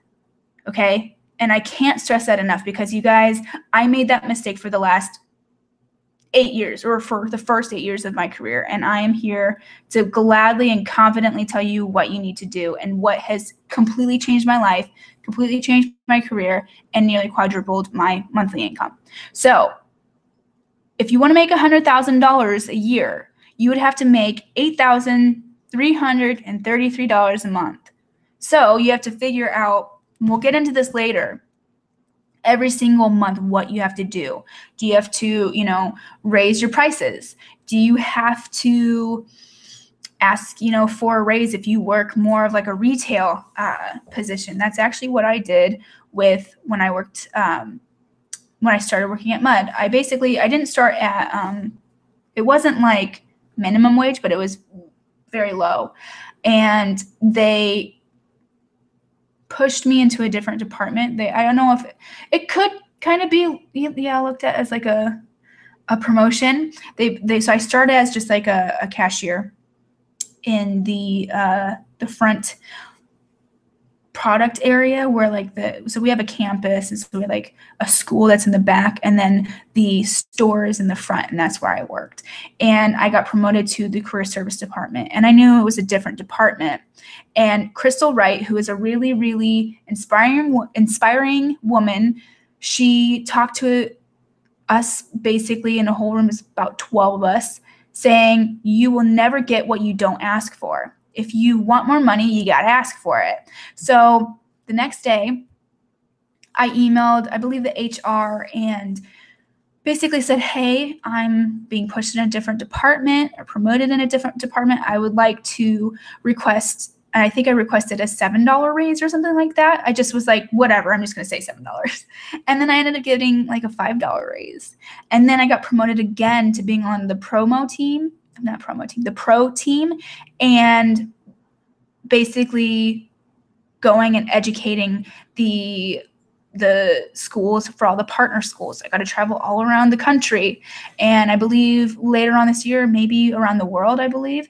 We'll see about that. But it was, I'm going to be traveling, and there's a whole thing that went with that. And so I got another promotion and another pay raise. So what do you have to do to make, those types of goals? If you want to make $50,000, what are you going to have to do? If you want to make $30,000, if you're just starting out in this career, making $20,000 seems like, oh my God, wouldn't that just sound so good? I remember only making like $7,000 a year for the first few years. It's really sad. Luckily, I was living with my parents, so that helped. But it happens, and we all have to start somewhere. But we obviously want to progressively go upward and upward and upward with our income. We want to be able to make a living off of this. So also write when you want to make it by. Something, if you do want to make $100,000, put a timestamp to it. If you're just starting out and you have this vision for yourself of what you want to be and where you want to be as a makeup artist in your career, and you do want to make $100,000 a year, I'm here to tell you it's 110% possible. For a while, I just was under this impression that wasn't possible. And unfortunately, that goes years and years back of people always telling me that makeup artists don't make money and blah. So, but we do. We do make money. And I'm here to tell you, we do make money. I know plenty of people in this industry that make way beyond $100,000 a year. So don't listen to them. And when you put a timestamp with it, with, you being at the beginning of your career, if you are at that point, you can give yourself 5 years to make $100,000, something like that. So write that down for yourself, and it'll be really fun to go back and look at that. Okay, resource list. We're moving on to the mindset resource list, and I'm going to talk to you guys about this resource list that I have created for you. So, and I also have some little extras for you. So I have 5 of my favorite resources, and then also meditation. So throughout this workshop, I've been talking about meditation. It's incredibly transformational.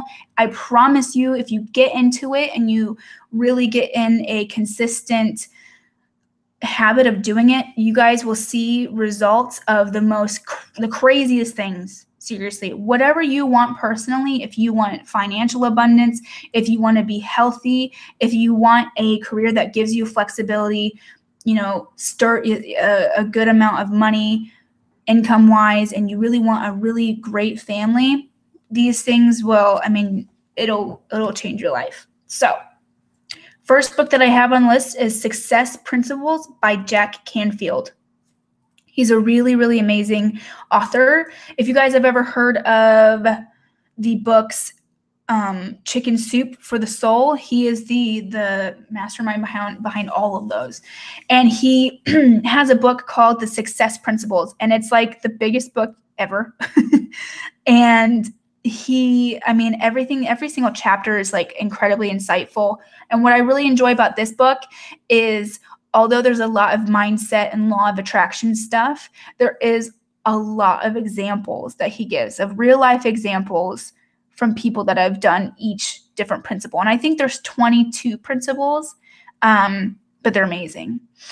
The second one is She Means Business, which I have right here. This one is a little bit more geared towards business owners, but it also is geared towards entrepreneurs. And every single person in this workshop right now, whether you're live or you're watching a replay, you are an entrepreneur, okay? So don't be in denial of that. You have to take, make sure that you understand that you are an entrepreneur.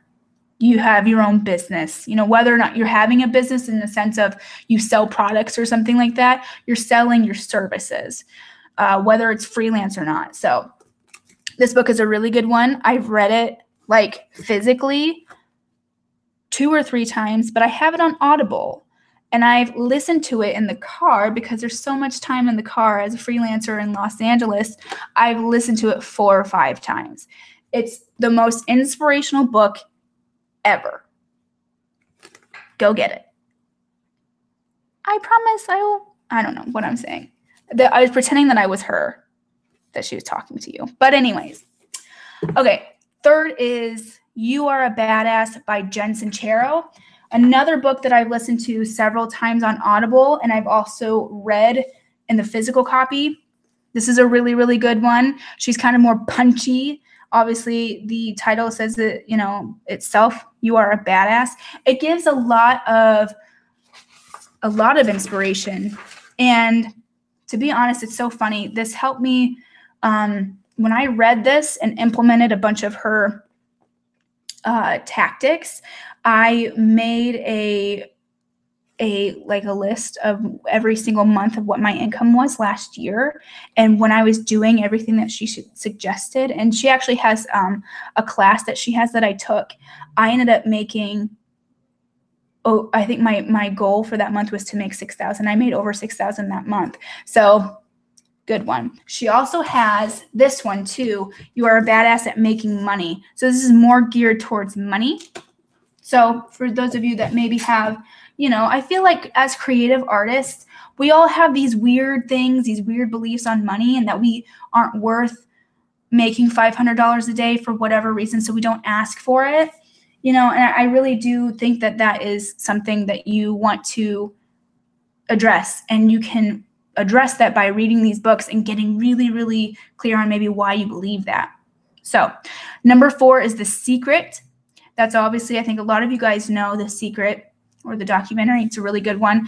And 5, You Were Born Rich by Bob Proctor. Bob Proctor is like a really great, what is it called? Motivational speaker. And what I really enjoy about Bob Proctor is he kind of brings the science into it as well. And for me, I'm huge into the mindset and law of attraction stuff, but sometimes there is a part of me that does want like real life examples. I want the science behind it. I want the psychology behind it. So perfect person to explain all of that is Bob Proctor. Amazing. And I have some extras for you.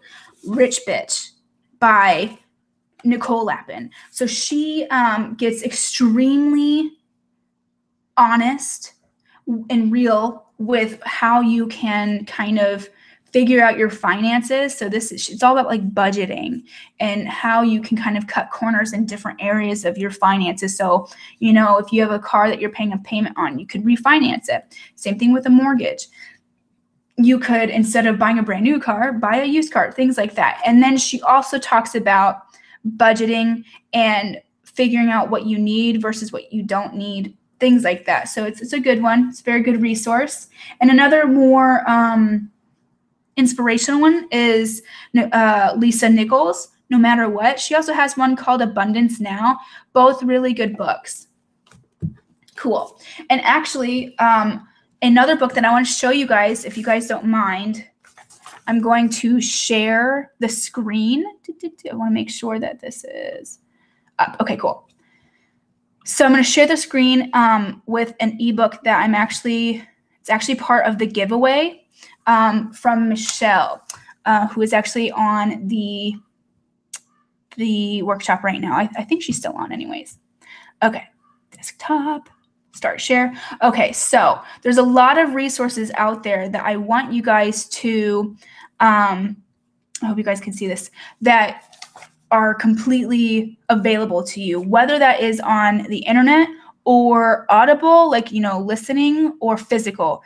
And Michelle Dubé she is an Australian makeup artist, and she's, first off, fantastic, but she has this book called Makeup Artist Inc. And it's a beautiful book, and it's all about being a makeup artist. She's, like I said, Australian based. So some of the little, there's a couple ways that she explains in Australian, like the taxes and stuff, but everything in this book is so resourceful and helpful. And I mean, look at these pictures. They're so beautiful. That's her. Hi, Michelle. And I mean, seriously, she gets so specific. Let me see. There's a part where she talks about your rates, getting paid. Like, she gets so specific. I feel like this is an area that a lot of people don't talk about, but she gets really nice and specific and honest about getting paid, setting your rates, things like that. So I wanted to share that with you guys. So you could see another resource, and actually another one that's a favorite of mine, so that you can learn more about this industry, more about the business side of it. What I was saying before is that you are an entrepreneur, and that's something that Michelle emphasizes in her book. And we have a free one to give away. If you guys stay until the until the end of this, we're going to be doing a free giveaway. And I'll tell you about how you're going to enter that later. I know, right? Sherelle, need it. Looks amazing. It totally is. It really is. It's really, really great. And she has a hard copy as well.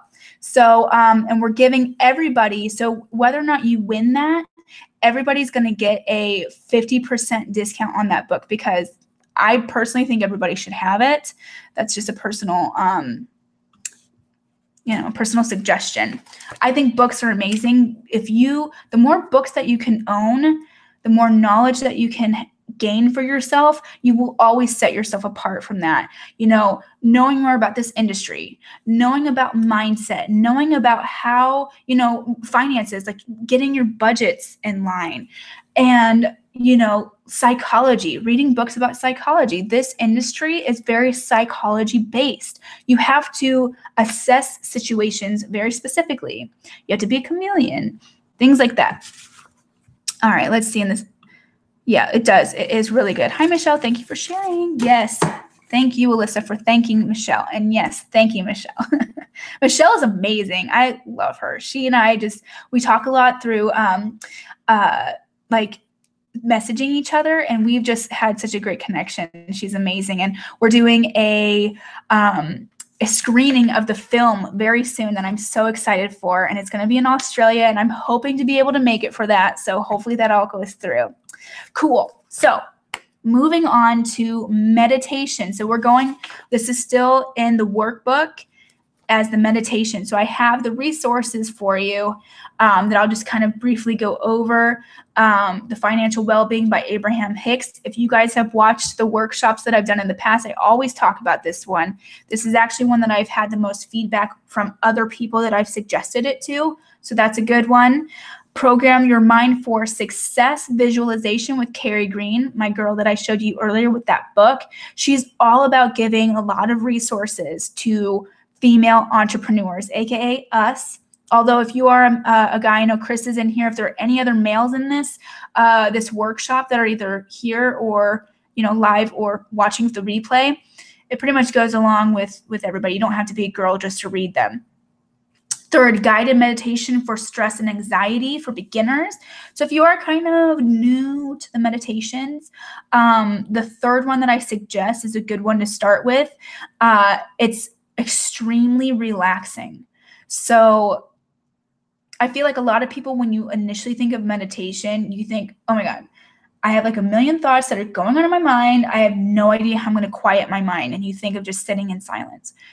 Personally, I only do guided meditations. I've done one meditation, which is really nuts. It was like an out-of-body meditation. That was really crazy. And that was with no sounds or anything, but there was a breath, like a breathing technique that we had to kind of get into, and you focus on your breath instead of anything else. But anyways, if you're just starting, I personally think that guided meditations are really helpful, which are all of these that I've listed. Going back to number 2, Program Your Mind for Success with Carrie Green. That's one that is really, really awesome. She basically trains your mind to attract success for yourself. So it's a really good one. I would check that out. Like I said, you don't have to be a girl to listen to that one. I have the link, and I'm going to share the links in the chat with you guys. And the visualization is there. You got to make sure that you read exactly where it's at, but it's a really, really good meditation. And the last 2 are apps that I suggest. So Headspace Meditation, I'm sure you guys have heard of that one. If you haven't, check that out on your smartphone. And the Calm Meditation app. Both of them are really, really good. So I'm going to share the links with you guys. I'm using the Headspace app, just started using it for the first and on the first and I've enjoyed it, but looking forward to trying these other ones. Cool. Yeah, the cool thing about Headspace is it's kind of like a game. You, like every time that you meditate, it like unlocks things. So I like that. Me personally, I'm very much an incentive type of person. Like that's how my brain works. Like I work towards an incentive. So that one really helps me. It's like, ooh, I want to unlock this next one. Okay, so really quick, I want to make sure that I give you guys all of the links so you can actually click it. I'm hoping that in the chat you'll be able to, yeah, cool. It did it. Yay. So there you go, guys. In the chat. If you're watching in the replay, I don't think the chat's going to be up anymore, but it might be. Okay, next page in our workbooks, getting clear. So obviously we've been talking about getting clear this whole entire time, but we're going to talk about getting clear with what you want to do income-wise and budget-wise. Because like I said, this is a really uncomfortable topic that a lot of people don't talk about, but I'm here to, I don't know, take that uncomfortable away, I guess, and be the one that actually steps out of the comfort zone for all of us. So now that you know what you want, how you want to feel, and where you want to be, let's get clear on how you're going to make it happen. That was the whole reason why all that was being said and done is because of this last step. So like I said, I'm all for meditation. I'm all for mindset and wellness. And that's actually like my life philosophy. But we can have all of these affirmations and we can have all these guided visualizations to, hope for the best and dream for the biggest and best things to happen for our lives and our careers. However, if you don't take action, like there's just nothing that happens. Like, you still have to take action and you have to know what you have to do in order to get there. So first question for this section is, how much money do you need to make in order to live comfortably? So with your workbook, there is, I believe, the second to last page, the budget sheet. Oh, sorry guys, another time of hitting the microphone. So go to your budget sheet. It's on page 11.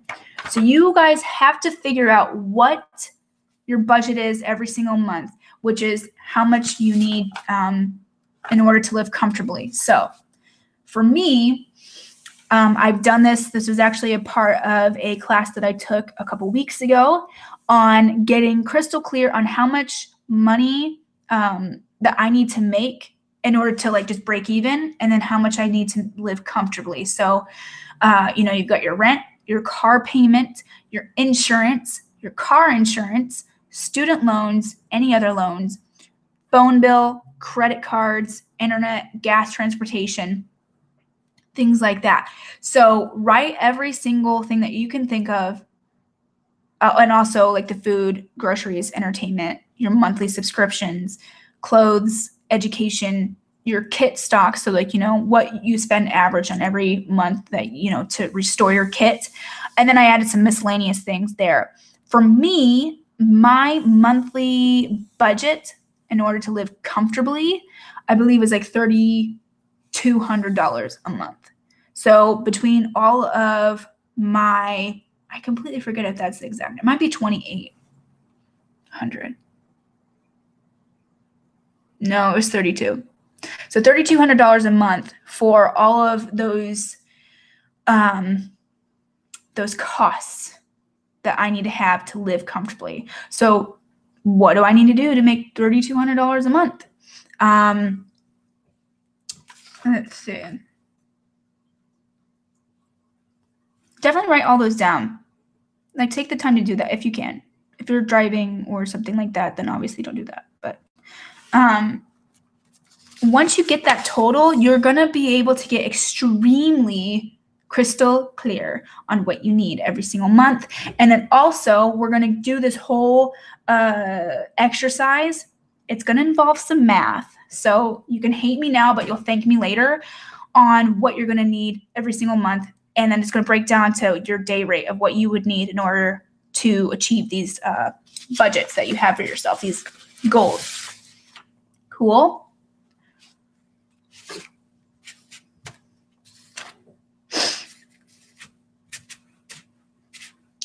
Okay, So now that you have essentially what you would need to live comfortably, maybe, you know what?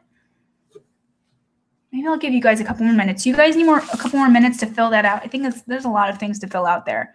Let me know in the comments if you want some more time to fill that out. Otherwise, we can, if you want to, can definitely move on. Whatever you guys want to do.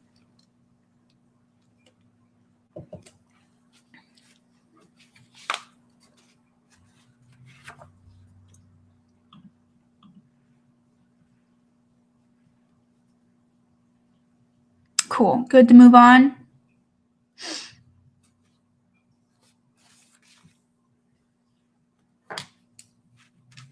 All right, so I'll go ahead and move on. What is your income goal for 2018? So something that is that you could do that I didn't include in this because I mean, we're already on the 2-hour mark. I knew it was going to take forever. What your income goal for 2018 would be. There is a way that you can do that. And what essentially it is you kind of project what you assume you would make. So, and you base it off of similarly what you made last year each month, and with the idea that maybe your rates are kind of fluctuating a little bit higher for this year. Maybe you're getting a little bit more jobs this year, and also on the season. So for instance, if you're in the bridal world, the bridal industry, there's definitely seasons. So it's usually like May and I believe September that are just like, there's so much going on with weddings. So obviously those months would be higher than the rest of your year. If you're in the retail industry in some capacity, the months of, let's see, like spring break time, the beginning of summer, and then December, like November, December are really, really big for you. If you're in the salon industry, a lot of the time spring, like right before spring break, before everybody's going, that's a really busy time. Right before summer starts is a really busy time. And then before all the holiday stuff. So like end of October to the end of November are really busy times. So when you know these patterns for yourself, you can kind of assume what you'd be making for each month. So for instance, for me, I know that a particular production that I work with does their stuff in July. And so I put my projected income for that month way higher than the rest of my months. Same thing for like February tends to be a little bit busier for myself as well. January, February, a lot of pilots are being shot, a lot of really big events for like red carpet and, you know, what are they called? The award seasons is like kind of middle of January and kind of springs down to like February. So, you know, kind of assume what you'd make every single month with a couple fluctuations of different seasons for yourself. And that for me helped significantly. So like I said, I didn't include the Excel sheet for that unfortunately is really helpful, but I knew it was going to take forever for me to actually go through that with you guys. But so write your income goal for 2018. For me, my income goal for my freelance, it was, I believe, 64,000. And then for my business, it was like 42,000 or something like that. So you can write, you know, really big goals that you have for yourself, but also be realistic in this particular section because it will, like, you know, if you want, like I was saying before, if your biggest dream is to make $500,000, well, you know, have that dream and see yourself embodying it and feeling it and experiencing it, but you do have to do certain things in order to get there. So this particular question of what is your income goal for 2018 is based off of previous years with a little bit of a increase. Okay. Hope that makes sense. Okay. So you're going to divide this number by 12. So I'm going to put 64 for my personal freelance stuff. Okay. So take that number, you're going to divide it by 12. Why are we dividing it by 12? There's 12 months of the year. So 64 3 divided by 12. So for me to do this, I would have to make $5,333 per month. Okay. So the question, what do you have to make each month to hit your yearly income goal for 2018? So that actually is 5,333. So that would be my monthly goal for 2018. But personally, I actually have a goal to make $6,000 to $8,000 a month. That's a personal goal for me. That's like my extended goal. Okay. You guys, we're all at different stages. Your goal, your income goal might be $112,000 for yourself. And then of course that number changes. Your goal could be $30,000. I remember a couple years ago when I made $30,000, I was like, this is the most money I've ever seen in my life. And it was like, when you start out, you're just making such little amount of money that $30,000 sounds like $1 million. It feels like $1 million to you. So don't feel any judgment here. Don't feel bad about yourself. My $64,000 might sound like a really, really high number. Some of you guys might be like, wow, that's it. So obviously just write whatever you want to write there and then get really specific on what you would need to make every single month for the entire year. So how many days per month would you have to work and at what rate? So this is more of a question of how many days do you want to work, okay? If you're the type of person that wants to work in film, that number is typically higher. So this is a really specific way of figuring this out. To give an example, well, let me explain. To explain better, the film industry, technically, if you go on a day rate basis, you make less money. You make less money than in the fashion / advertising. Advertising and fashion work, that particular industry, you make more money per day, but you work less days. So, example here, my monthly goal to hit that income goal of $64,000 that I have for myself, so if you're working on a feature film or a television show, you typically are working about 20 to 25 days out of the month. So that means working 5 days a week. A lot of the times when we're working in the independent level, you're working like 6 days a week. But just for easy sake, I'm going to do this by 25. So you divide your monthly goal by 25 because you want to work 25 days out of that month if you're in the film industry. So I'm just showing you guys an example here. That would mean your day rate would be $213.32. That's what you would have to ask for when somebody approaches you. What is your day rate? If you're working for 25 days within that month, you would make a little over $5,000. I hope that this is making sense. I know numbers for us creatives, sometimes it's like, so just bear with me here. I promise it's gonna make the difference of you being able to achieve these goals, okay? So going back to the fashion side of things, me personally, let's see how many days that I've worked so far this month. 1, 2, 3, 4, 5, 6, 7, 8, 9, 10, 11, 12. So I have 12 days so far and I've already hit this goal. Okay, so we'll just use this as an example. So if you just want to work 12 days out of the month, because you do want that more flexibility, you want to be able to have a family, you want to be able to, for lack of a better word, have a life. And I mean that with like the most sincerity as possible. With film, you tend to be working a lot and that is your life. And, you make a lot of friends on set, don't get me wrong. So it's not like you don't have a life. It's just, making doctor's appointments and stuff like that can kind of get a little hard. So we'll take my monthly goal and we're going to divide it by 12. So what would my day rate have to be every single time of the 12 days that I would work? It would have to be $444.42. That's what my day rate would have to be. Typically, I don't do my day rate. I usually have it start about like 500. but there's definitely room for negotiation, whether that's more or less. If it's with somebody that I worked with several times, I'll definitely kind of go lower.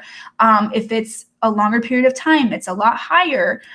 You get into overtime and you get in things like that. So that's essentially the median number. I've actually just did something earlier this year on the 13th for a very, very, very special dear friend of mine, and it was only $50.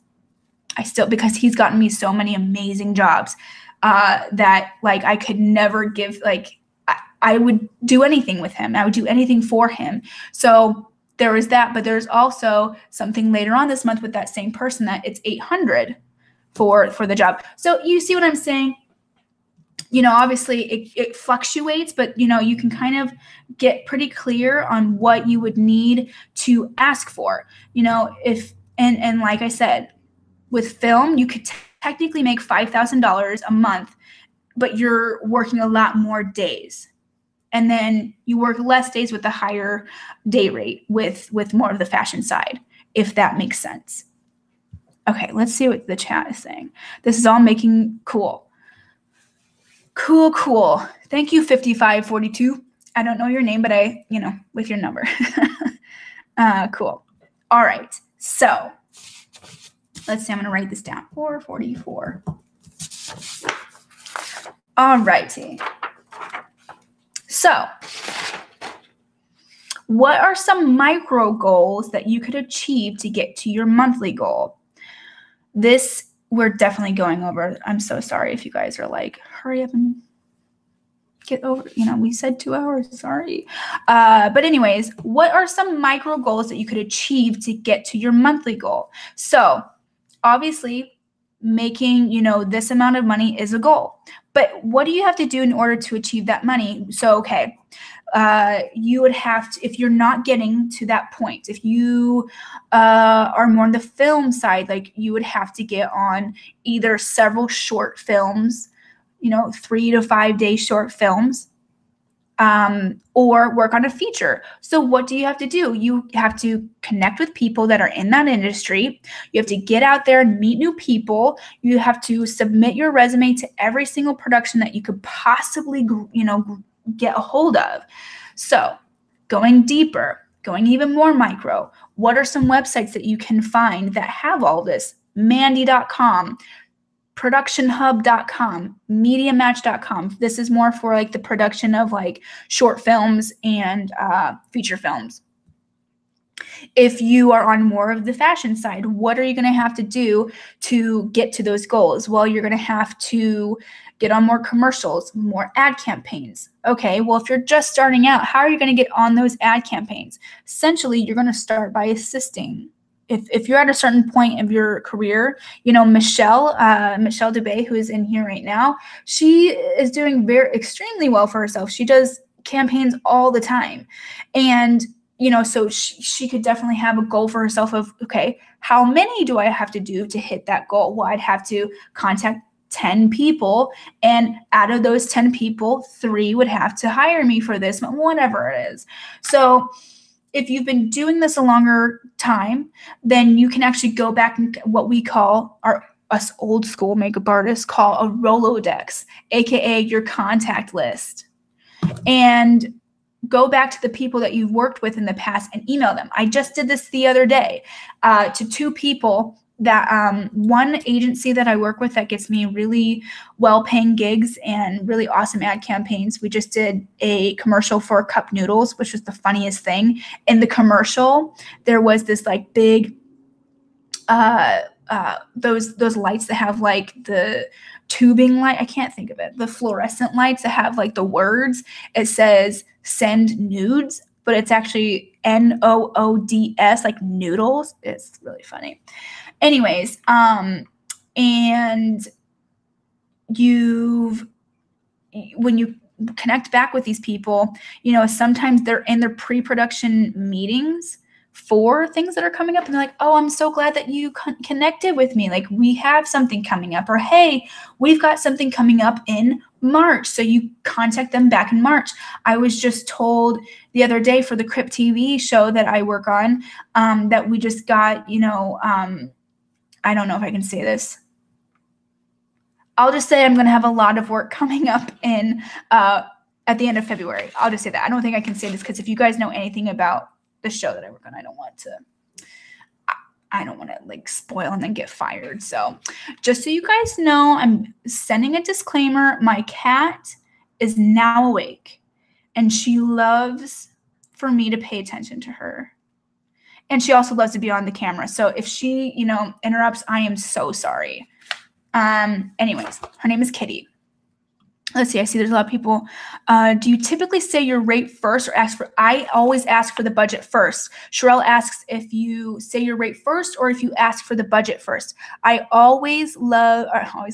just saw somebody said, yes, I love cats. So I was reading and talking at the same time. But when you ask for the budget first, essentially, this was a tactic that I learned from Diana Schmidtke in her book. And what she suggests is never give yourself away first. If you are in a relationship with a producer or a director that you've had for a while, it's a little easier to be like, hey, my rate is this, but is there anything more? Or do you want me to work with something less? The communication is a little easier with people you've worked with in the past. Like I said, the guy that I worked with on when I just got the kit fee, he's always straightforward with me with what the rate is. Sometimes, if I know that it's going to be, something like my work, there's a lot more involved because I'm confident and comfortable with communicating with him. I'll say, hey, Mitch, like there's a lot of that I'm going to be doing. Can we, up it by 100 or up it by 75? And he's always willing to be honest with me. So that's all in creating relationships. When you're starting out, just say, a lot of the times you'll probably be applying for things that already set the rate for you. But if you come across something that says submit your rates, that's a little different. That's a little harder. You can submit your rate and you can suggest that, my rate is this, but it fluctuates with what is needed for the day or how many hours, or if it's a half day or if it's a full day and things like that. Actually, Michelle's book goes into detail about this and she gets really clear on that. So that's a good one. Sorry, new nails. It's hard to type. Girl, I'd love to see your nails and see how pretty they are though, right? At least they look nice. I was going to paint my nails today. I totally forgot, Sherelle. So you're already like one step ahead of me. Cool. All right. So, yeah, those are the micro goals. I love that you asked that question, Sherelle, because that's something that everybody's really uncomfortable with talking about too, is how you go about talking about your rate. So moving on to, do you currently have anything holding you back from these micro goals? For me, something that's holding me back from these little micro goals is I get distracted. Well, why do I get distracted? Because social media. Social media is like the death of me. But here's the thing, you guys. We can all make our weaknesses into a positive. So what I've done for myself, stop being hard on yourself. That's my first motivational tip. Stop being hard on yourself, accept it for what it is, and then just turn it into something positive. So we're just talking about making connections. Well, social media is all about making connections. Facebook is the platform. It's the mecca of making connections. That's the whole reason why it was even built. Same thing with Instagram. Instagram, I mean, if you guys, follow any really major artists, they utilize their Instagram platform to gain, jobs and stuff. I've gotten jobs because people are like, oh yeah, I saw that you did this makeup and I really like your work and whatever. But so what my point is if you have a weakness of social media, stuff like that, which I do, instead of just roaming aimlessly and, going like this and liking and, hearting and whatever, instead of just doing that, just mindlessly, make it intentional and try to connect with people while you're on these platforms. What I've done is I've started joining Facebook groups, and for me, some of the makeup Facebook groups are really mean. I have a goal of mine to make a Facebook group for all of you guys that is extremely positive. Like, we all share positivity with each other and we love each other and we, cheer each other on. Some of these makeup groups, man, I was trying to like research really, really like positive ones, and there's a lot of mean ones. But anyways, join Facebook groups, and it does not have to be just makeup. If you want to learn more about psychology, join a psychology Facebook group.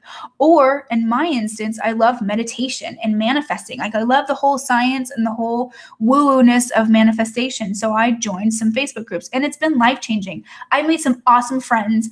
I've been a part of a lot of really amazing workshops that have like completely opened my eyes to new things that are just really cool. So, open the door for that.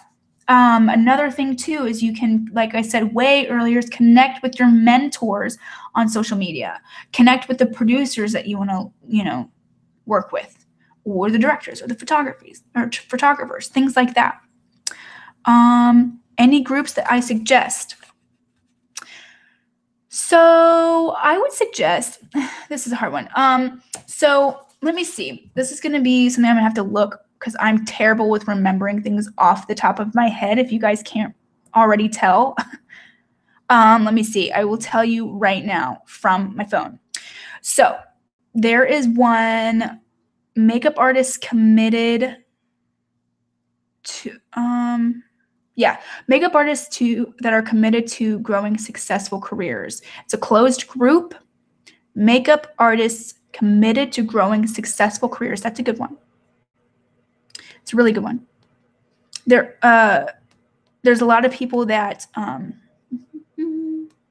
share a lot of really great things.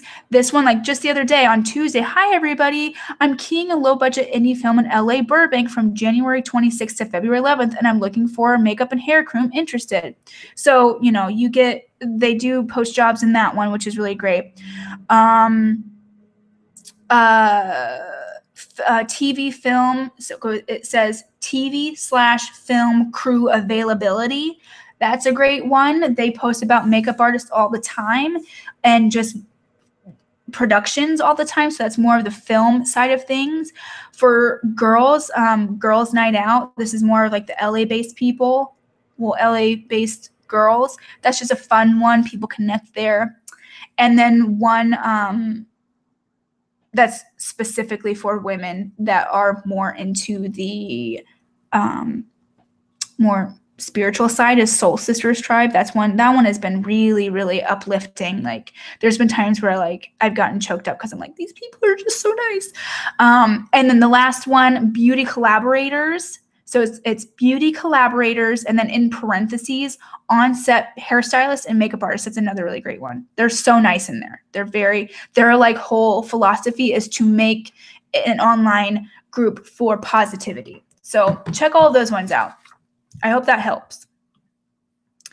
And yes, 5542, that is actually what I'll be doing within the upcoming weeks, is creating a Facebook group.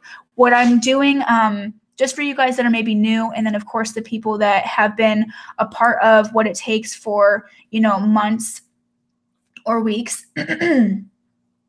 You're welcome, Sherelle. You're welcome, Melissa. And you're welcome, 5542. But basically what I'm doing is creating an online platform for freelance makeup artists that just completely embodies artistry, education, motivation and inspiration, and then wellness. And so what I am going to be doing in the upcoming weeks is creating a Facebook group for that. So that right now we have a Facebook page for What It Takes, but we don't have like a true or a group that has like discussion boards and things like that, or a forum. And that is something that I'm trying to develop sooner than later. I can't give you an exact time on that though, just because it is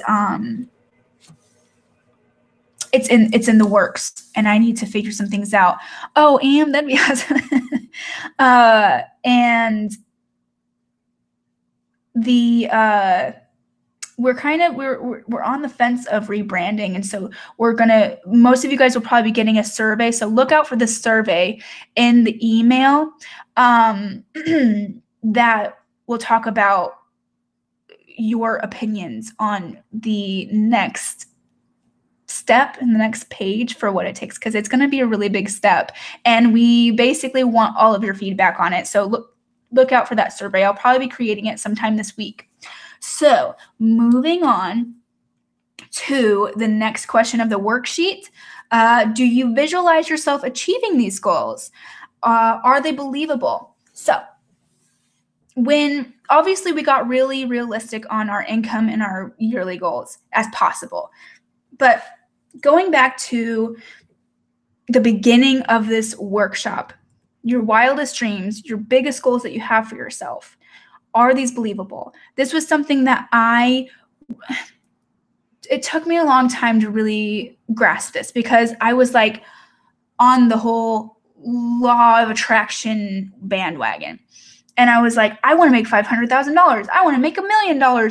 And it was like, well, first off, I wasn't being realistic. I wasn't figuring out how I could achieve that. I wasn't getting, I wasn't setting these micro goals or these to-do lists or these, whatever you want to call them, to really get clear on how it was. Because, okay, just so you guys know, if you guys have ever read anything about this, this is entirely true. If you want to be a millionaire, which is totally fine, there's nothing wrong with wanting to be a millionaire. You have to realize what has to happen in order for you to be a millionaire. Your lifestyle will 100% change.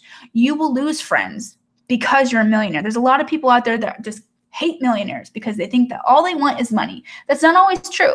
But because of that perception that they have of millionaires, they're going to be like, if she ain't giving me money, I don't want to be her friend.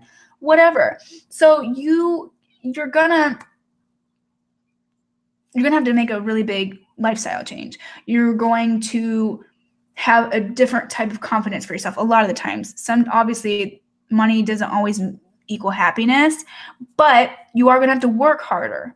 If you're working harder, you're going to have to hire people. Example for the freelance industry, if you're getting bigger and bigger and you're getting bigger budgets, typically you're going to have to start forming but like makeup teams. And so therefore you're going to have the management skills. So management skills equals stress. I mean, if anybody tells you that doesn't equal stress, it's some form of stress. Obviously we all handle stress differently.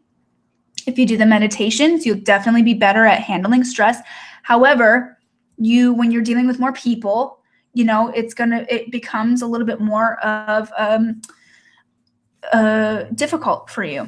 So whatever your goals are and the biggest dreams that you have for yourself, you have to visualize what it is you're going to have to do and the circumstances that are going to come around you when these happen. And you have to believe that they're going to happen. Because if you don't believe that they're going to happen, it won't happen. Because when I was wanting $500,000, I didn't actually believe it. I didn't. And so obviously it didn't happen.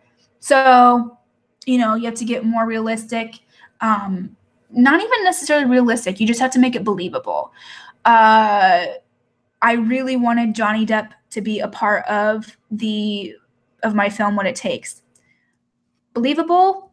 Not really. Achievable? It totally could have been achievable, but because I didn't believe it was actually going to happen, I wasn't confident about approaching it to happen, if that makes sense. Okay, so next question, do you visualize? Did I already say that? Yes, do you visualize? Yeah. Okay, so there's another piece that I gave you guys, a bonus exercise, which is kind of what I talked about briefly before, but a little bit more in depth that I'm going to talk about right now, write down your monthly income from each month in 2017. Circle the 2 months that had the highest amount of money that you made. And was there something that you did differently in those 2 months? And write that down. What I did, this was an exercise that I learned from a book called Women Rocking Businesses. Women Rocking Business, I think is what it's called. And when I did this, it was kind of an eye-opener because those 2 months, I remember distinctively exactly what I did. And what it was that I did was I got consistent with writing my goals down, and I got consistent with my guided meditations. So you guys, I can't stress enough, really check out those videos that I had entered in the chat box as well as your workbook. And when you get consistent with it, you're going to see changes that feel like they're miraculous. And I know that sounds really cheesy, but there's been times where I've had things that I visualized that I wanted to happen, and they happen like within the next couple days. Like there was in October, I had a guided visualization that said a certain mantra 108 times with this like really beautiful music in the background. And I did that for 60 days straight. And when I would do the mantra, I would visualize a certain amount of money that I wanted. And one of the times I wanted $700 that I wanted to manifest. So I ended up getting booked for 2 sponsored gigs for this company that I work for, and it equaled out to $700 extra. Another thing that I manifested is I really I was struggling significantly with my back, and I wanted to manifest a massage therapist that also did healing like therapies and basically was on the more spiritual side to help me figure out how I can fix it. And I ended up meeting like the biggest person, like the biggest influence in my life right now, which is my massage therapist. She's amazing. She was the one that introduced me to yoga. And now I'm doing yoga training, and I'm going to be sharing it with you. And it's just this whole thing. And I completely meditated on that. And then it happened. I'm totally going on a tangent here. So anyways, when you figure out what it was that you did those 2 months that were the biggest months that you had last year, figure out what it was why it happened. Is it because it was a certain time of the year? For me, it was in October. So yes, there were, it was, October, it's like Halloween. So of course, and then November is pretty busy as well, especially in the production world, because they're trying to get as much, going before the big 4-week break in film. Like we all go on this crazy like 5 or 6 week break for Christmas. So, or just the holidays in general. Cool. All right. So then that next page I already went over with you guys is the budget page. So go ahead and go over that. We already went over it. Now we're to the last page, which is the overview. And basically the first question, which is what are your monthly goals? It's kind of what we talked about already, but when you repeat repetitively write your goals. Trust me when I say when your mind sees it over and over again, it just clicks that it's going to find ways to get to that goal. It reminds you. It's just a constant reminder. So what are your monthly goals? Go ahead and write your monthly goals as far as like every month you want to book X amount of jobs.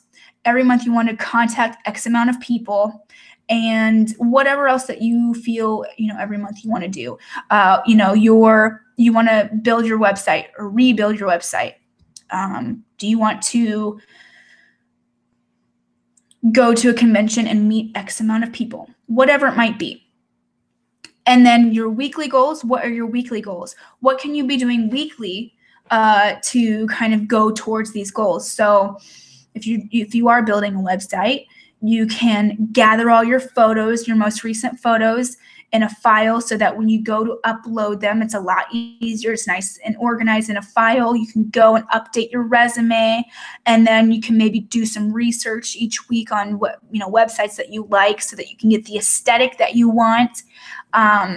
ask questions. You can submit your website to different people to get feedback on it, all these things. If you are, trying to get in the union, what could you be doing weekly? You could be looking every single week at all of these online positions that are, productions that are happening through those websites that I suggested. So Production Hub, MediaMatch.com, Mandy.com. And then what are your daily goals? I don't know, what could you do daily?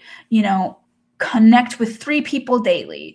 You could submit your website and your portfolio to 1 person per day, or maybe, 1 person, I don't know, just your daily goals. Maybe your daily goals is to read a motivational book, maybe 1 chapter a day, or maybe 5 pages a day. If you drive a lot, it could be a daily goal to listen to motivational mindset stuff every single day, which is a personal goal of mine. Like I said, I have listened to this nearly 5 times. It gets me so inspired. I feel like I can take on the world. It's amazing. So I hope so that's the end. And I hope that you guys filled everything out to the most that you could possibly fill out. And I hope that you guys really enjoyed this workshop. Please definitely let me know what you thought. You can email me at whatittakesfilm.com, but I want to get to our free giveaway. So we still have people that are in the chat. Thank you so much for being here. Oh, thank you. So basically how I'm going to do this, we have 1 free giveaway. So it's going to be the ebook of Makeup Artist Inc. Yay. Thank you, Alyssa. Oh, good. I'm so glad that you're motivated. Woohoo. I'm so excited. And thank you, Sherelle. You're welcome. So 1 lucky person is going to get a free ebook of Makeup Artist Inc. by Michelle Bay from Australia. So the way it's going to work is everybody that wants to enter in this free giveaway. Oh, you're welcome, KG. Thank you. You're going to choose a number from 1 to 15. I'm going to write it right now, what number that I'm thinking of. Oh, yeah. You're welcome, Samantha. I'm so glad that you liked the suggestions and ideas. I have a lot of ideas. This mind never stops. So by all means, if anybody has any questions about anything else that I maybe didn't go over, you can email me. Okay, so I have a number that I wrote down. Everybody who wants to enter for the free giveaway, write a number, and I'm going to go over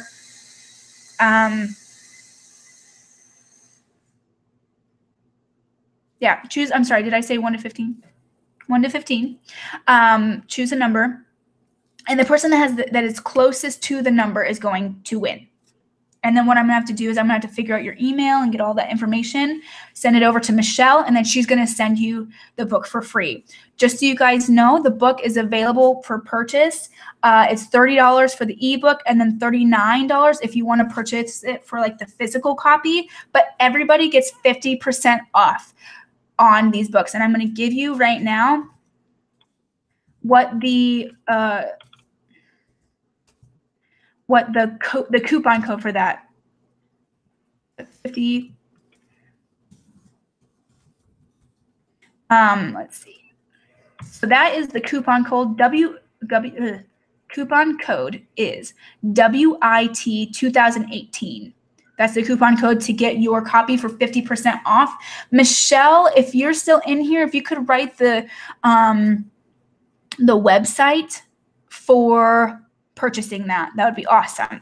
So has everybody already submitted their numbers? Okay, so let me just double check this before I announce what the number is. I'm pretty sure that I know exactly what.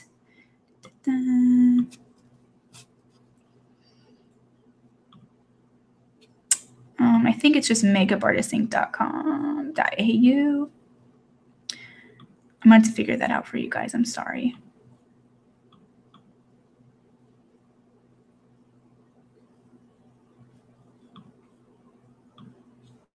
Hold on, guys. I'm sorry. I was trying to find the address for you, but I can't figure it out. Okay. So the number that I wrote down is number 8. Eee! So I believe it was 5542. You are the lucky winner. So if you could write your first and your last name down, is that okay? Or actually, I take that back. Email me whatittakesfilm@gmail.com and let me know that you were the winner. And if you could do that like right now, so I can make sure that I can send that to Michelle. And because I would say you could put your email, but I know I don't want to want to make sure that you feel protected with your privacy and stuff like that. But anyways, you are the winner. Yay. Okay, Michelle, yay. She has her the link up for the website that you guys can also grab your 50% off. Definitely do that. And yeah, that's pretty much it. You guys, does anybody have any questions before we leave, before I say goodbye? It was almost 3 hours, you guys. This is nuts. This is how I get when I go like on these workshops. I just pour out all of these ideas and stuff. Any suggestions to go to Facebook? Oh, any suggestions? Any questions? Oh my gosh, I can't read right now. Any questions? Go to Facebook page, Makeup Artist Inc. from Michelle. Definitely go there and follow her on that page.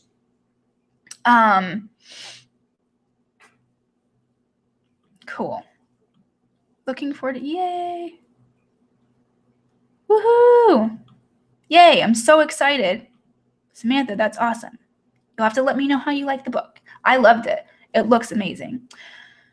Okay, so yeah, that's pretty much it. You're welcome, everybody. Thank you all actually for spending this time with me. It's Sunday and you guys are spending your personal time with me. I am so honored to be, have you guys here. Thank you guys so much for being a part of the chat box. I love when people are interacting. This was so much fun. 7416 says this info was incredible. Thank you so much. I feel so inspired. Yes. I'm so glad that you feel inspired. You should, because you guys, this industry is the coolest industry to be in, and you can make money doing it. And you can make a lot of money doing it. Like a ton. Okay. So don't let that ever discourage you. Don't let people tell you that this industry isn't real or that you can't make money and all this stuff, because there's people out there that do it, and don't let that get to you. Yay. Michelle's excited to share the book with everybody. Thank you for taking the time to do this. You're welcome. Thanks so much, Amber. It was a great workshop. Looking forward to that Facebook restart. By the way, while I have everybody, what do you like better? What It Takes Makeup Academy or Freelance Makeup Association? Put your votes below. Just in the email, thank you, 5542. Thanks so much, Amber. Great information. Can't wait for the next workshops. You're welcome, 7808. Oh, Michelle, you're going to make me cry. You're amazing, Amber. Actually, Michelle, I was thinking today about meeting you in person. I was like, I just can't wait to hug her. I loved this. So helpful. Thank you, Amber. You're welcome. Yay. This was a great workshop. Thank you, Michelle. KG Nelson says incredible workshop, Amber. Looking forward to the next one. Thank you.